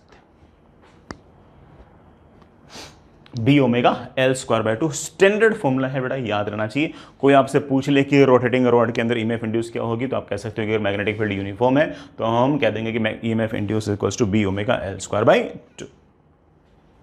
ठीक है बच्चों, L मतलब बेटा क्या हो गया? इस रॉड की रेडियस मान लो बेटा, रॉड की लेंथ मान लो, जैसे बोलना चाहो वैसे बोल दो, कोई दिक्कत नहीं इसमें। इसी बात को सोचने का एक तरीका और है। मुझे ये जो दूसरा तरीका है ये थोड़ा ज़्यादा पसंद है, आपको भी ज़्यादा पसंद आएगा। हालांकि पहला वाला भी टफ तो नहीं लगा होगा, लेकिन ज़्यादा पसंद होने के पीछे हल्का सा एक कारण है, वो आप शायद नोटिस कर लोगे। ये रॉड है, ये बेटा ये हिंज है, रॉड की जो लेंथ है बेटा आपके पास वो L है। पूरे रीजन के अंदर ऐसे मैग्नेटिक फील्ड है B, और ये मैग्नेटिक फील्ड आपका यूनिफॉर्म है। और मैं इस रॉड को ऐसे घुमा रहा हूं, मैं कह रहा हूं कि VBL लगा दो।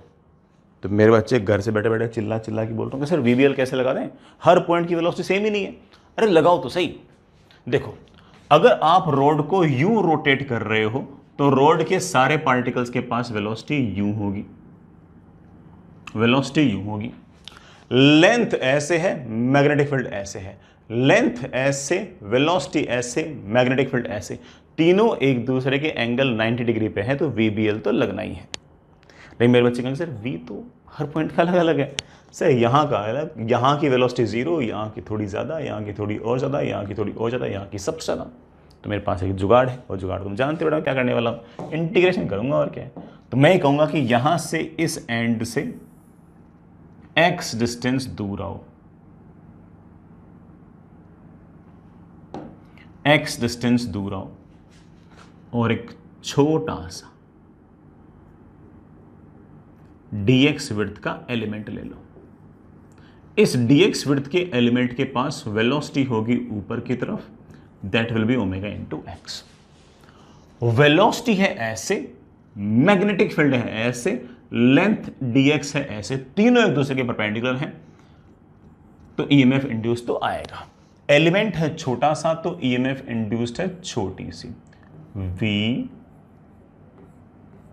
बी एल, बेटा इसकी लेंथ सिर्फ और सिर्फ dx। अच्छा, इसका हायर पोटेंशियल किधर होगा, लोअर पोटेंशियल किधर होगा? वेलोसिटी है ऐसे, मैग्नेटिक फील्ड है ऐसे, v क्रॉस बी किया तो इधर की तरफ आ गया हायर पोटेंशियल, इधर की तरफ आ गया लोअर पोटेंशियल। सर मुझे तो नेट ईएमएफ इंड्यूस चाहिए, तो मैं कहूंगा बेटा यहां पर वेलोसिटी कम होगी, यहां थोड़ी ज्यादा होगी, यहां थोड़ी और ज्यादा होगी, यहां सबसे ज्यादा होगी। सारे के सारे v क्रॉस बी अगर करूंगा तो यहां से लेकर यहां तक infinitely number of large batteries बन जाएंगी। और ये वाली बैटरी बेटा कम ईएमएफ की, फिर अगली वाली और ज़्यादा बड़े ईएमएफ की, फिर और ज़्यादा, ऐसे छोटे छोटे ईएमएफ इंड्यूस होंगे, लेकिन infinitely large number of EMF induce होंगे।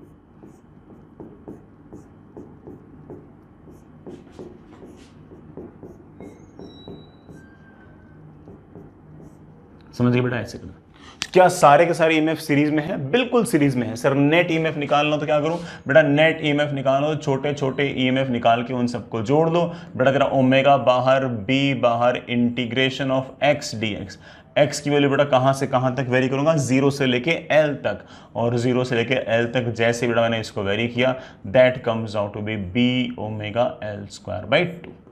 वही आंसर आ गया बेटा जी, वही आंसर आ गया, B omega L square by 2। Same answer आ गया, सेम आंसर। सर ये वाला तरीका आपने बेटर क्यों बताया उसके मुकाबले? आंसर तो वही आया, टाइम ज़्यादा लगा है बेटा। बेटर इसलिए क्योंकि इसमें मुझे ईएमएफ की डायरेक्शन भी पता लगी है। देखो जितनी भी बैटरीज हैं उनका हायर पोलरिटी इस तरफ, लोअर पोलरिटी इस तरफ, तो मैं ऐसा कह सकता हूं कि ये जो कंडक्टिंग रॉड है it will behave like a battery जिसका हायर पोटेंशियल इस तरफ और लोअर पोटेंशियल इस तरफ, और इस ईएमएफ की जो वैल्यू होगी बेटा, this value will be B omega L square by 2, that will be B omega L square by 2, it will behave like. तो इससे मेरे को ये समझ में आ गया कि अगली बार अगर इस तरह का अरेंजमेंट होगा तो अगर ये रॉड यूं जा रही होगी, सो बेटा अगर ये रॉड ऐसे लेंथ में होगी, वेलोसिटी ऐसे होगी, मैग्नेटिक फील्ड ऐसे होगी, तो V क्रॉस B जैसे ही करूंगा तो हायर पोटेंशियल इस तरफ, लोअर पोटेंशियल इस तरफ। जैसे V क्रॉस B से तुम पहले हायर पोटेंशियल और लोअर पोटेंशियल निकाल दो, बिल्कुल वैसे निकाल दो।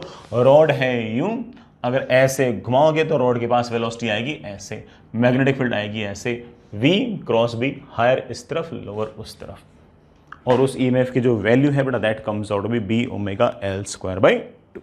ये हमारा ईएमएफ इंड्यूस्ड। ठीक है बच्चों, अगली बार बेटा अगर इस तरह का अरेंजमेंट हुआ तो हम बड़ा सारा काम कर लेंगे। लेकिन ये B omega L square by 2 formula बेटा तभी लगाना है जब एक एंड आपका फिक्स हो, एक एंड आपका फिक्स हो, सिर्फ और सिर्फ तभी बेटा आपको ये B omega L square by 2 formula लगाना है। आगे चलिए बेटा, मेरे ख्याल से फॉर्मूला याद हो गया होगा। अब मैं आपको कुछ सवाल कराता हूं। आपके पास बेटा ये रॉड, और रॉड का बेटा ये वाला हिस्सा हिंज्ड, पूरे रीजन के अंदर मैग्नेटिक फील्ड है बेटा ऐसे अंदर की तरफ, मैग्नेटिक फील्ड आपके पास यूनिफॉर्म है। मैं इस रॉड को यूं घुमा रहा हूं ओमेगा से। ठीक है बच्चों, ये वाला तो हिस्सा है बेटा ये ए है, ये वाला तो हिस्सा है बेटा, सो दूसरा एंड जो है बेटा वो बी है, बीचों बीच एक पॉइंट है बेटा वो है सी। सी जो है वो मिड पॉइंट है, ये मैं पहले ही बोल दूं।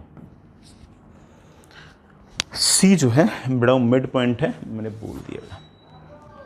सवाल मेरे पास ये है कि if EMF induced between A and B is 100 volts, find EMF induced between A and C and EMF induced between C and B। यहां से यहां तक EMF इंड्यूस अगर 100 वोल्ट है तो यहां से यहां तक कितनी EMF इंड्यूस होगी और यहां से यहां तक कितनी EMF इंड्यूस होगी? सोचते हैं बेटा। यहां से यहां तक जो टोटल ईएमएफ इंड्यूस्ड है, एक एंड फिक्स है, घुमा रहे ओमेगा से, तो ऑफ कोर्स ईएमएफ इंड्यूस जो आएगी, अगर टोटल लेंथ में अगर इसकी एल मान लूं तो मैं बड़े आराम से कह सकता हूं कि that is B omega L square by 2। ये मुझे दे रखा है 100 वोल्ट। ए से बी तक ये वाला फॉर्मूला लगाने में कोई दिक्कत आए नहीं, क्योंकि ये वाला एंड फिक्स है। यही वाला फॉर्मूला ए से सी लगा दो। सर ए से सी 50 कर दूं, आधी लेंथ है तो आधा कर दूं? नहीं बेटा, 50 ऐसे नहीं, आधा नहीं कर सकते। सर क्यों नहीं कर सकते? देखते बेटा, ए से सी तक अगर निकालना है तो मैं कहूंगा कि ए से सी तक कहानी काफी हद तक वैसी है, एक एंड तो फिक्स है, मैग्नेटिक फील्ड लेंथ और वेलोसिटीज एक दूसरे के परपेंडिकुलर हैं, तो हम B omega L square by 2 formula लगा सकते हैं। तो मेरे पास आंसर आएगा B omega L square by 2। यहां से यहां तक की लेंथ मेरे प्यारे बच्चों एल नहीं है, एल बाई 2 है, तो मेरे पास ये आ गया B omega L square by 8। बेटा इसको और इसको अगर डिवाइड करूंगा तो मेरे पास ये अपने आप आ जाएगा 25 वोल्ट्स। इसका मतलब यहां से यहां तक जो ईएमएफ इंड्यूस है बेटा सिर्फ और सिर्फ कितनी है? 25 वोल्ट। यहां से 25। चलो बच्चों आगे चलते हैं। सर सी से लेकर बी तक कितना ईएमएफ इंड्यूस है? बेटा सी से लेकर बी तक कितना ईएमएफ इंड्यूस है, इसके लिए अगर किसी ने B omega L square by 2 formula लगाने की कोशिश की तो बिल्कुल गलत हो जाएगा। क्यों सर गलत क्यों हो जाएगा? सी से बी तक आप डायरेक्ट वाला फॉर्मूला लगा नहीं सकते, क्योंकि ना तो सी फिक्स है ना बी फिक्स है। हमने जो B omega L square by 2 formula लगाया था उसमें हमारा एक पॉइंट फिक्स था, तो ए से बी तक भी लगा सकते थे, ए से सी तक भी लगा सकते थे, लेकिन सी से बी तक नहीं लगा सकते थे। तो सर कैसे करूं? बड़ा बहुत सिंपल, सुनना। वेलोसिटी ऐसे, मैग्नेटिक फील्ड ऐसे, ए से बी तक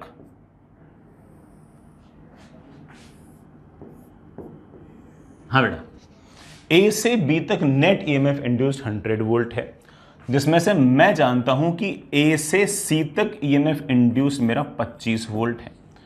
ये जो ईएमएफ सी से लेकर बी तक है मुझे पता नहीं है, लेकिन मुझे इतना पता है कि यहां से यहां तक जो नेट ईएमएफ इंड्यूस्ड है वो बेटा कितनी है? 100 volt. So this plus this should be equal to this.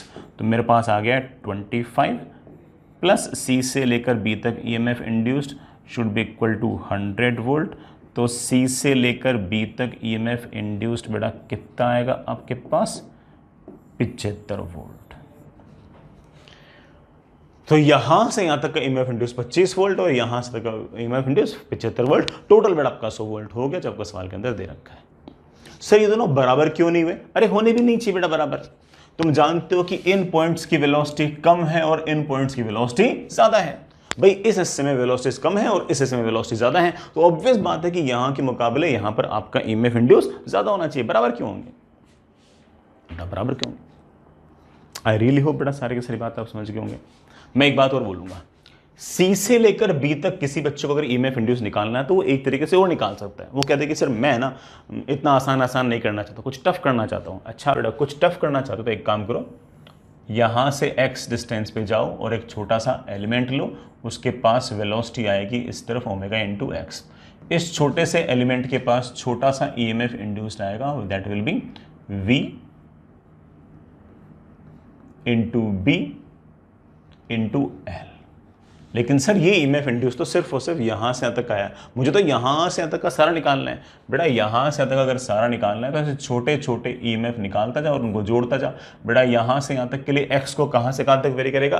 L/2 से L तक।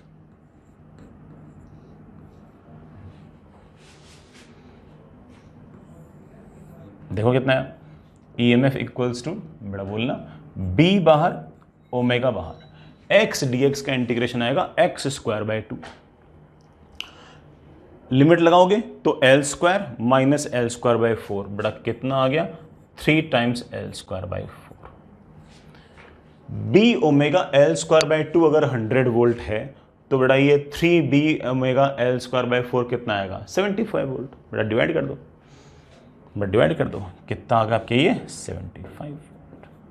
कोई दिक्कत तो नहीं बेटा। B omega L square by 2 अगर 100 वोल्ट है तो बेटा ये तो B omega 3 L square by 4 है, तो उसका बेटा मेरे से एक गलती हो रहा है। बेटा एक्स डी एक्स का इंटीग्रेशन आएगा एक्स स्क्वायर बाई 2, बेटा एक 2 और नीचे आएगा 8 आएगा बेटा। तो बेटा उसी का 3/4 टाइम्स 100 का बेटा 3/4 टाइम्स बेटा कितना होगा 75 वोल्ट। हमारा सारा काम बन जाएगा। कल को कोई मुझसे पूछ ले कि सर रॉड के 9L/10 से लेकर L तक कितना ईएमएफ इंड्यूस होगा, तो मैं सीधा फॉर्मूला नहीं लगा सकता, तो क्या करूंगा इंटीग्रेट करूंगा 9L/10 से लेकर L तक। हाँ 0 से लेकर 9L/10 तक ईएमएफ इंड्यूस कितना होगा उसमें मैं सीधा फॉर्मूला लगा सकता हूं V ओमेगा L²/2, L को लिख दूंगा 9L/10। लेकिन यहां से यहां तक मैं सीधा B ओमेगा L²/2 फॉर्मूला नहीं लगा सकता, कारण बेटा आप समझ ही गए। अच्छा लगा होगा बच्चों, सारा का सारा बढ़िया जुगाड़ लगा हुआ। आगे चलते हैं, एक और सवाल।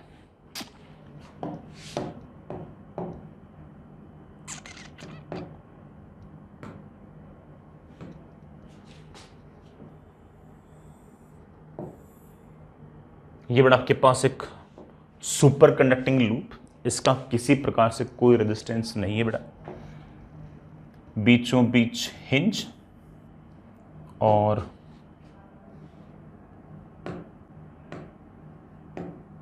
मेरे पास ये बेटा एक रॉड है ऐसे,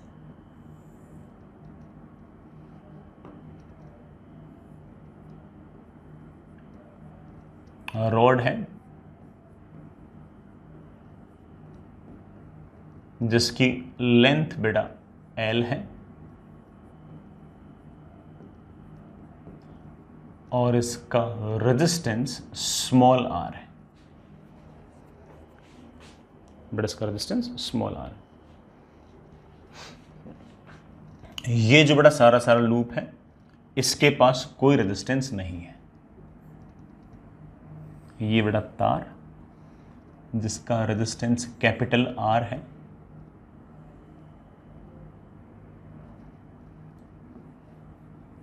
इसका रेजिस्टेंस कैपिटल। पूरे रीजन में मैग्नेटिक फील्ड है ऐसे,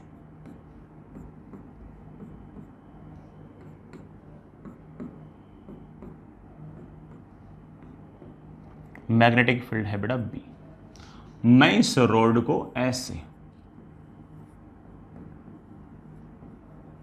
कांस्टेंट ओमेगा से घुमा रहा हूं, कांस्टेंट ओमेगा से घुमा रहा हूं, ठीक है बेटा। सवाल है और बहुत ही रिलेटेड से सवाल है। पहला सवाल, फाइंड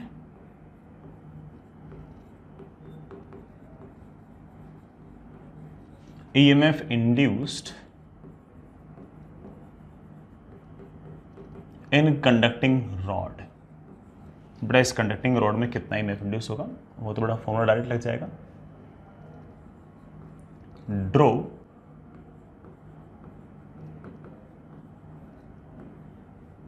इक्विवेलेंट सर्किट डायग्राम। बड़ा इस पूरे के पूरे अरेंजमेंट का एक सर्किट डायग्राम बनाओ। तीसरा सवाल बेटा, फाइंड करंट इन रॉड। बेटा रॉड में कितना करंट है ये बताओ। ये सब कुछ बेटा हॉरिजॉन्टल प्लेन में हो रहा है, तो जो आप mg और ये जो नॉर्मल वगैरह लग रहे हैं इनको आप कैंसिल मान सकते हो। भाई हॉरिजॉन्टल प्लेन के अंदर यूं हो रहा है, तो mg लग रहा होगा ऐसे, बेटा नॉर्मल लग रहा होगा ऐसे, उन सब का वैसे कैंसिल मान सकते हो, ठीक है। ये ऐसे एक्सिस है और ये रॉड जो है ये ऐसे ऐसे यूं घूम रही है, तो सारा का सारा जो अरेंजमेंट है बेटा ये हॉरिजॉन्टल प्लेन में, तो ग्रेविटी वगैरह का चक्कर ही नहीं। Find current in rod. चौथा सवाल, find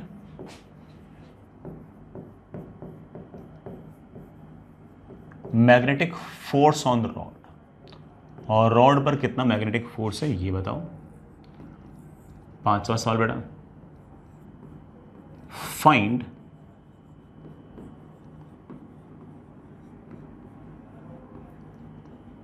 external torque required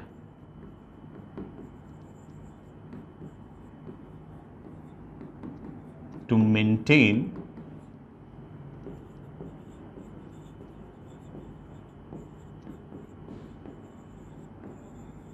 angular speed of rod. बेटा रॉड की एंगुलर स्पीड मेंटेन करने के लिए कोई एक्सटर्नल टॉर्क चाहिए, उस एक्सटर्नल टॉर्क की वैल्यू क्या होगी? चलिए बेटा सोचते हैं। सबसे पहले बेटा ये आपकी कंडक्टिंग रॉड, ये हिंज फिक्स्ड, लेंथ इसकी L, magnetic field B, omega से घुमा रहे हो, तो EMF induce will be B omega L square by 2। तो पहले वाला सवाल का जवाब तो आ गया कि EMF इंड्यूस हमारे पास B omega L square by 2 आएगा।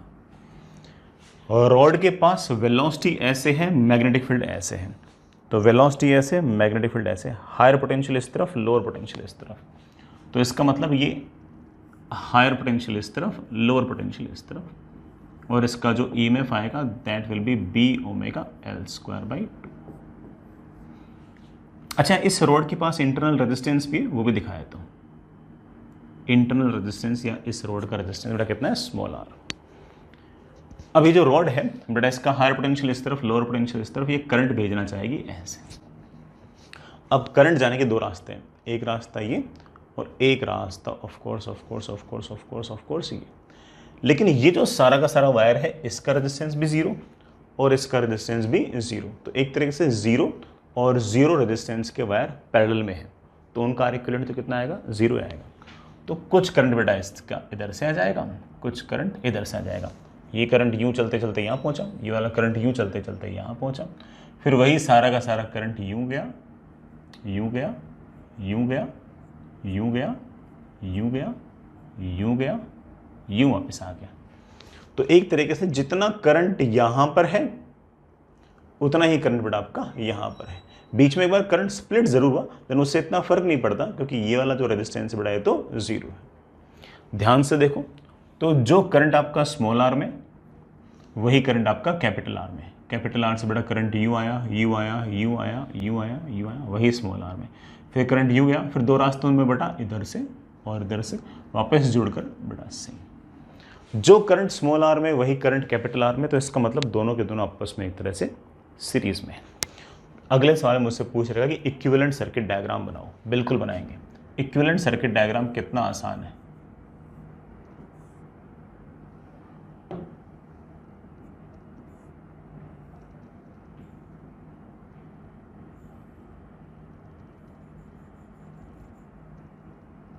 लो बेटा, ये रेजिस्टेंस कैपिटल आर, ये रेजिस्टेंस स्मॉल आर, ये बैटरी का EMF E जो हम निकाल चुके हैं, that is B omega L square by 2। ये आपका इक्विवेलेंट सर्किट डायग्राम। यहाँ से कोई करंट गया, वही करंट कैपिटल आर से गया, वही करंट चलते चलते चलते स्मॉल आर से। Find current in the rod. बेटा रॉड में करंट पूछा है, बेटा रॉड में तो वही करंट होगा जो कैपिटल आर में होगा, और इस करंट को हम बड़े आराम से लिख सकते हैं, that will B EMF divide by R equivalent. कितना EMF? EMF is of course B omega L square upon 2, R equivalent is capital R plus small r। Find the magnetic force on the rod. ये important है बेटा, निकाल लेंगे। Sir magnetic force, हाँ बेटा magnetic force कोई पहली बार थोड़ी बता रहा हूँ तुम लोगों को। मैग्नेटिक फोर्स मैं आपको पिछले चैप्टर में सिखा चुका हूँ कि अगर किसी तार में से करंट जा रहा है और वो मैग्नेटिक फील्ड के अंदर पड़ा है तो उस पर कुछ न कुछ मैग्नेटिक फोर्स लगता है, जिसका फॉर्मूला होता है I into L cross B। अगर मैग्नेटिक फील्ड यूनिफॉर्म हो तो कोई दिक्कत नहीं बेटा। L वेक्टर ऐसे, B वेक्टर ऐसे, L वेक्टर ऐसे, B वेक्टर ऐसे, L क्रॉस B बड़ा फोर्स आएगा ऐसे। तो इस रॉड पर कुछ ना कुछ बड़ा फोर्स आएगा ऐसे। काश मैं उस मैग्नेटिक फोर्स का मैग्नीट्यूड बता सकूं। बड़ा बहुत आसान है। मैग्नीट्यूड होगा बेटा, मेरे ख्याल से आपको फॉर्मूले याद होंगे। करंट है I, यहां से यहां तक की length into magnetic field into sine of angle between length and magnetic field. बेटा लेंथ और मैग्नेटिक फील्ड के बीच में एंगल आपका है 90, तो मैग्नेटिक फोर्स आपके पास आ गया ILB। अगले पेज पे दिखा दो बेटा, ये आपकी रॉड, हमने इसको यहां से हिंज कर रखा है बेटा। इस रॉड पर पीछे की तरफ एक मैग्नेटिक फोर्स लगा है, इसके पास ओमेगा भले ही इस तरफ हो, एल वेक्टर बेटा करंट की तरफ, एल वेक्टर ऐसे, बी वेक्टर ऐसे, एल क्रॉस बी बड़ा फोर्स आएगा पीछे की तरफ। और इस मैग्नेटिक फोर्स की value that is I into L into B. I कितना है बेटा बता चुका हूं, that is B omega L square upon 2 into R plus R. इसको बेटा एल और बी से और मल्टीप्लाई कर दिया तो करंट की मेरे पास वैल्यू आ गई है, और बेटा कितनी आ गई है, B square omega L raise to power 3 upon 2 times capital R plus small R. यह आ गया बेटा आपका मैग्नेटिक फोर्स। लास्ट सवाल पूछा है, कितना एक्सटर्नल टॉर्क रिक्वायर्ड है एंगुलर स्पीड ऑफ रोड को मेंटेन करने के लिए, कितना एक्सटर्नल टॉर्क रिक्वायर्ड है। अब देखो बेटा सुनो इस बात को, ये रोड ऐसे हॉरिजॉन्टल प्लेन में है, इसकी एक्सिस बेटा ऐसे वर्टिकल होगी, जो mg लग रहा होगा और जो नॉर्मल लग रहा होगा वो दोनों एक्सिस के पैरेलल हैं। एक्सिस के पैरेलल जो फोर्स होते हैं उसका किसी प्रकार का कोई टॉर्क नहीं होता, लेकिन ये जो मैग्नेटिक फोर्स पीछे की तरफ लग रहा है इसका टॉर्क तो आएगा, और ये तो ओमेगा को घटाने की कोशिश करेगा। ओमेगा ऐसे है और इसका टॉर्क ऐसे है, तो ऑब्वियस बात है कि ओमेगा को बढ़ाने के लिए ओमेगा को मेंटेन करने के लिए कोई ना कोई टॉर्क इस तरफ लग रहा होगा, और उसकी वैल्यू एग्जैक्टली मैग्नेटिक फोर्स के टॉर्क के बराबर होनी चाहिए। मैग्नेटिक फोर्स का टॉर्क ऐसे अपोजिट डायरेक्शन में आएगा, और एक्सटर्नल टॉर्क जो आपने लगाया होगा वो ऐसे लगा, दोनों का मैग्नीट्यूड सेम और डायरेक्शन अपोजिट, आपका ओमेगा कांस्टेंट रह जाएगा। तो मुझे तो सिर्फ और सिर्फ मैग्नेटिक फोर्स का ही टॉर्क चाहिए, बड़ा वेरी सिंपल। जब भी कोई फोर्स यूनिफॉर्म होता है भाई, आई इंटू एल क्रॉस बी में बड़ा करंट यहां भी जा रहा है, यहां भी जा रहा है, यहां भी जा रहा है, यहां भी जा रहा है, हर जगह फोर्स लग रहा है, हर जगह फोर्स लग रहा है, हर जगह फोर्स लग रहा है, हर जगह फोर्स लग रहा है। इस सारे के सारे फोर्स को बड़ा हम सेंटर पर लगता हुआ मान सकते हैं। जब भी कोई फोर्स इक्वल मैग्नीट्यूड का हो, हर जगह बराबर बराबर लग रहा हो, उस फोर्स को हम कहां पर लगता मान सकते हैं, सेंटर पे लगता मान सकते हैं। और सेंटर पर लगता मान सकते हैं तो ये डिस्टेंस बड़ा आपके पास कितनी आ गई है, L/2। तो आपके मैग्नेटिक फोर्स का टॉर्क आएगा ऐसे, उसको बैलेंस करने के लिए आपके एक्सटर्नल टॉर्क आएगा ऐसे। तो आप ऐसा कह सकते हो कि सर एक्सटर्नल टॉर्क की जो वैल्यू है वो हमारे मैग्नेटिक टॉर्क के बराबर आएगा, मैग्नेटिक फोर्स के टॉर्क के बराबर आएगा। और मैग्नेटिक फोर्स का टॉर्क हम बड़े प्यार से लिख सकते हैं कि मैग्नेटिक फोर्स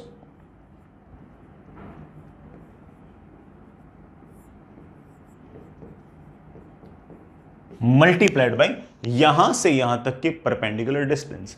बेटा यहां से यहां तक की perpendicular distance is of course L/2। और हमारे पास बेटा आंसर आ गया, that is B square omega L raise to power 4 upon 4 times R plus R. ये बेटा हमारा आंसर आ गया। आई होप बेटा सारे बच्चे समझ गए होंगे। सवाल तो अच्छा ही था, आगे चलते। चलिए बेटा, मुझे ऐसा लगता है कि आप लोगों ने फॉर्मूला भी याद कर लिया होगा, और आपको सवाल किस तरह से करना है वो भी समझ में आने स्टार्ट हो गए होंगे। मैं यहां पर एक सवाल और पूछ रहा हूं। इस सवाल में डायरेक्ट कोई फॉर्मूला अप्लाई नहीं होगा बच्चों। इस सवाल को तो बेसिक से ही करना पड़ेगा, ढंग से ही करना पड़ेगा, ठीक है। हमारे पास ये एक इनफाइनाइटली लॉन्ग वायर है। इस इनफाइनाइटली लॉन्ग वायर के अंदर बड़ा करंट है आई, ऐसे। इस इनफाइनाइटली लॉन्ग वायर के परपेंडिकुलर बेटा मैंने ऐसे एक लाइन खींच रखी है, और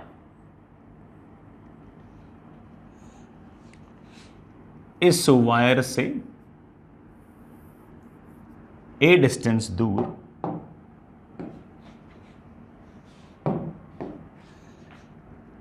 ऐसे ये आपके पास रॉड है, ये आपके पास बड़ा कंडक्टिंग रॉड है।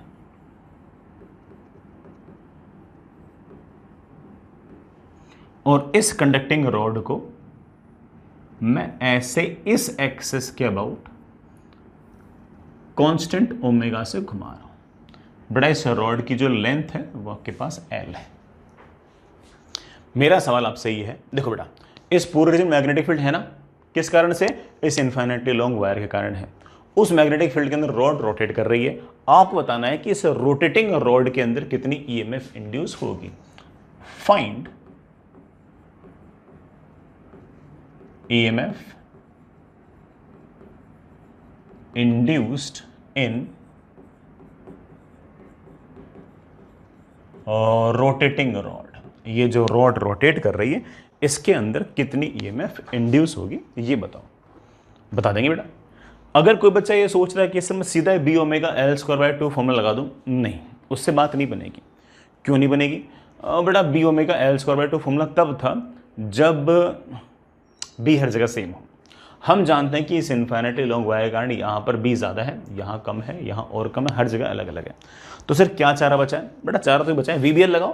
लेकिन सर वीबीएल में भी हर जगह बी अलग अलग है। अरे कोई बात नहीं बेटा, ठीक है, कुछ ना कुछ तो हो जाएगा। हमें किस तरह के जुगाड़ लगाने आते हैं तुम जानते हो। मैं क्या करूँगा बेटा इसके अंदर कि इस कॉर्नर से x डिस्टेंस दूर जाऊंगा और x डिस्टेंस दूर जाकर ऐसे एक dx थिकनेस का छोटा सा एलिमेंट लूंगा। इस छोटे से एलिमेंट के पास वेलोसिटी होगी इस तरफ, जिसकी वैल्यू होगी ओमेगा इंटू एक्स। यहां पर मैं जानता हूं कि इस इनफाइनाइटली लॉन्ग वायर के कारण मैग्नेटिक फील्ड होगी अंदर की तरफ, और वो जो मैग्नेटिक फील्ड अंदर की तरफ होगी उसकी वैल्यू भी मैं जानता हूं, that is mu naught I upon 2 पाई। यहां से यहां तक की डिस्टेंस, यहां से यहां तक की distance is of course a plus x. इस छोटे से एलिमेंट की लेंथ है ऐसे dx, लेंथ है ऐसे dx, वेलोसिटी है ऐसे, मैग्नेटिक फील्ड है ऐसे। Are all these three perpendicular to each other? Of course. Formula कौन सा लगाएंगे? VBL। सर हायर पोटेंशियल किस तरफ, लोअर पोटेंशियल किस तरफ? V ऐसे, B ऐसे, V cross B, higher potential इस तरफ। तो ये एक छोटी सी बैटरी की तरह बिहेव करेगा जिसका ईएमएफ लेट से बड़ा कितना आएगा? D। काश मैं D लिख पाऊं। मेरे बच्चे बोले सर ये D लिखना तो आसान है। V B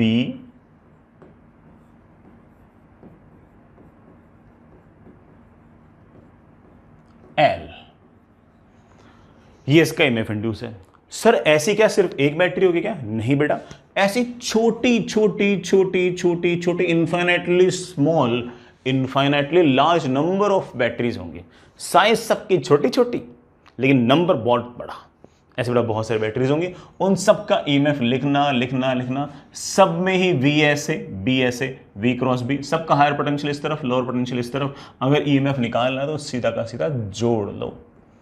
म्यू नॉट बाहर, I बाहर, ओमेगा बाहर, 2 पाई बाहर, म्यू नॉट बाहर, I बाहर, ओमेगा बाहर। इंटीग्रेशन में सिर्फ और सिर्फ मेरे पास बच गया है बेटा क्या? x dx upon a plus x. x को प्यारे बच्चों कहां से कहां तक इंटीग्रेट करना है? x को सिर्फ और सिर्फ 0 से l तक। मैंने x यहां से नहीं लिया है, अगर यहां से लिया होता तो फिर बेटा मुझे वेरी करना पड़ता a से a प्लस l। मैंने बेटा x यहां से मेजर किया तो ये वाला एलिमेंट तो बेटा x इक्वल टू 0 से कवर हो जाएगा। फिर यूं चलते चलते चलते यहां तक जाना है, तो मुझे तो सिर्फ और सिर्फ इंटीग्रेशन कहां से कहां तक करना है? 0 से लेके l तक। मैं वैसे अगर यहीं पर सवाल छोड़ दूं बेटा तब भी मेरे ख्याल से कोई दिक्कत नहीं होगी। इस तरह के इंटीग्रेशंस आपको तो आते ही होंगे। फिर भी कोई बच्चा कहता है कि सर मैंने इस तरह के इंटीग्रेशन नहीं कर रखे, तो मैं साइड में कर देता हूं। आपने मुझसे पूछ रखा कि sir what is the integration of x dx upon a plus x. इसको ऐसे लिख दो बेटा, a plus x minus a into dx upon a plus x. कोई दिक्कत तो नहीं बेटा? वो a से a बेटा आपका वापस से कैंसिल तो हो ही जाएगा। a प्लस एक्स से a प्लस एक्स कैंसिल, ये इंटीग्रेशन dx तो अलग आ गया, minus a times dx upon a plus x. इसका इंटीग्रेशन तो x आएगा, minus a times dx upon a plus x का इंटीग्रेशन आएगा ln a प्लस एक्स। तो इसका इंटीग्रेशन ये है। पटक दो बेटा। That comes out mu naught I omega upon 2 pi integration मेरे बच्चे बोल रहे हैं कि सर इसका आएगा x minus a times L N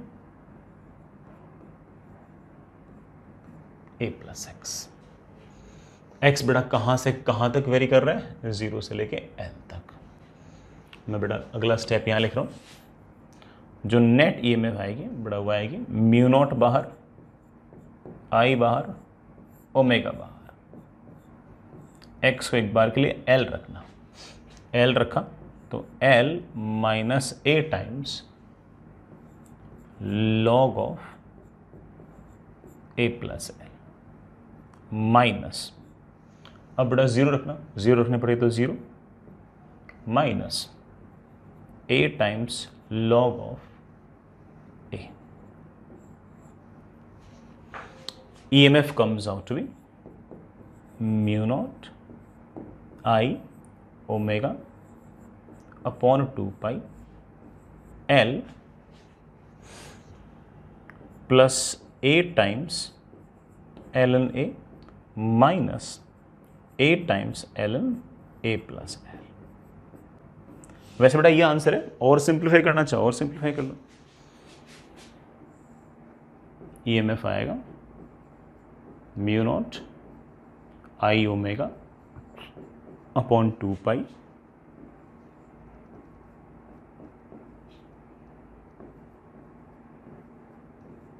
बेटा मैंने लॉग की प्रॉपर्टीज यूज की, ये आपका आंसर आएगा। ठीक है ना, L N x minus L N y is L N x upon y, ये हमारा बेटा आंसर है। समझ गए बच्चों। देन एक बात को ध्यान रखना कि ये वाला जो ईएमएफ इंड्यूस्ड इस रोटेटिंग रॉड के अंदर है, ये इस टाइम पर है। थोड़ी देर बाद में कुछ और होगा, थोड़ी देर में कुछ और होगा, थोड़ी देर में कुछ, इस इंस्टेंट पर ईएमएफ ये है। ऑफ कोर्स बेटा थोड़ी देर बाद में इस रोड की पोजीशन चेंज तो ईएमएफ भी चेंज। एक और सवाल कर लो, हालांकि सवाल थोड़ा सा रिपीटेटिव है तो इसलिए मैं सिर्फ और सिर्फ सवाल लिख दूं तब भी काम चल जाना चाहिए।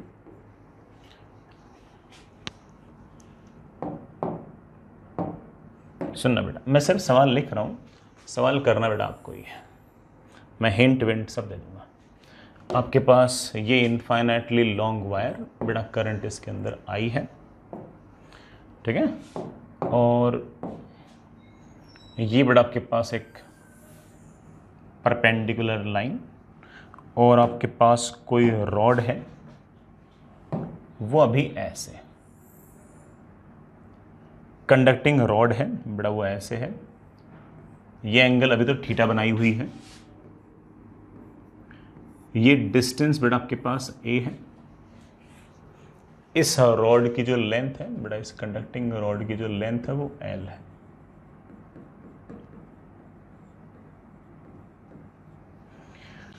ये वाला एंड जो है बेटा इस रॉड का फिक्स है, और मैं इसको ओमेगा से घुमा रहा हूं। सवाल बेटा वापस वही है ना, सारी कैलकुलेशन वही है। सवाल आपसे बनना चाहिए, सवाल बेटा ये है कि इस कंडक्टिंग रॉड में से इस इंस्टेंट पर ईएमएफ इंड्यूस बताओ। फाइंड ईएमएफ इंड्यूस्ड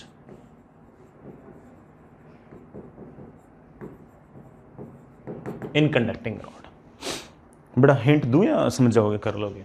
बेटा फिर से वही कहानी, यहां से x डिस्टेंस पे जाओ, dx विड्थ लो, एलिमेंट लो, उसमें ईएमएफ इंड्यूस लिख दो VBL से। वेलोसिटी आएगी omega into x, magnetic field आएगी अंदर की तरफ। कितनी मैग्नेटिक फील्ड आएगी? म्यू नॉट आई अपॉन 2 पाई, यहां से तक की डिस्टेंस बेटा, डिस्टेंस आएगी a प्लस एक्स का कॉस थीटा। लेंथ बेटा आपके पास dx है, ईएमएफ आ गया इसका। सर मुझे तो पूरा निकालना है, तो x को इंटीग्रेट कर देना 0 से लेके l तक। तो मैंने सारी बातें बोल रखी हैं, सिर्फ और सिर्फ आपके लिए मैंने कैलकुलेशन छोड़ी है। मैंने बेटा सिर्फ और सिर्फ आपके लिए कैलकुलेशन छोड़ी, बाकी बातें मैंने सारी बोल दी है। और जो भी आपका आंसर आए बेटा, उसकी पिक लेकर एक बार आप टेलीग्राम ग्रुप पर सेंड कर देना, ठीक है बेटा। एक बात और, अगर आप चेक करना चाहो कि आपका एक्सप्रेशन सही है या गलत है तो आप एक काम करना, इसी में आपके एक्सप्रेशन में थीटा इक्वल्स टू 0 पुट कर देना। आपके एक्सप्रेशन में जैसे आप थीटा इक्वल्स टू 0 पुट करोगे तो आपके आंसर, आपका जो आंसर है उसमें ये वाला एक्सप्रेशन वापस आ जाना चाहिए। आपका जो भी आंसर आए उसमें एक बार थीटा को 0 पुट कर देना। जैसे थीटा को 0 पुट कर दोगे आपका आंसर जो है वो इस एक्सप्रेशन में कन्वर्ट हो जाना चाहिए, क्योंकि बेटा इस सवाल के अंदर आपका थीटा इक्वल्स टू 0 है और आप जो सवाल सॉल्व कर रहे हो उसमें थीटा की वैल्यू थीटा है, दोनों में इतना ही तो अंतर है। तो आप अगर चाहो तो बेटा सारा सवाल वापस से पूरा सॉल्व कर लें, और मुझे ऐसा लगता है कि सारे के सारे बच्चे जो है वो सही आंसर निकालेंगे। मैं सारा प्रोसेस तो बता ही चुका हूँ, तो कुछ नया तो उसमें है ही। So theta equals to 0 put करने के बाद आपका जो लास्ट क्वेश्चन था उसी का जो आंसर आएगा वो आंसर बेटा आपके एक्सप्रेशन में आना चाहिए। ठीक है, ये वाली बात मेरे प्यारे बच्चे समझ गए होंगे यार। आगे चलते हैं बेटा, आप ना शीट भी थोड़ी बहुत निपटा सकते हो। हमारी जो EMI की इसेंशियल शीट है उसमें ना खूब सारे सवाल कर सकते हो। उसके एक्सरसाइज 1 के अंदर अब बेटा तुम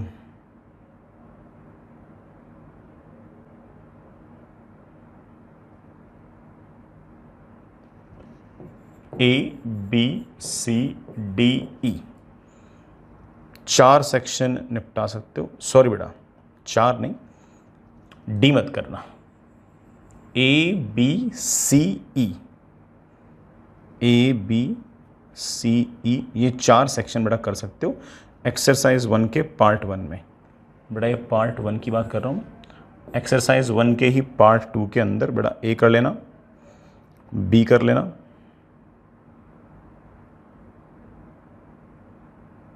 C कर लेना, A कर लेना, B कर लेना, C कर लेना, D मत करना, E कर लेना। ये बेटा पार्ट 2 की बोल रहा हूँ, ये मैं पार्ट 2 का कहा है। ठीक है, और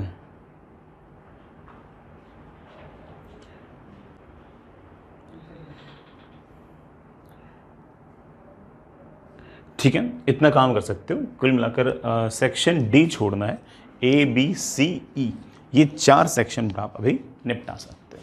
ठीक है बच्चों, आगे चल।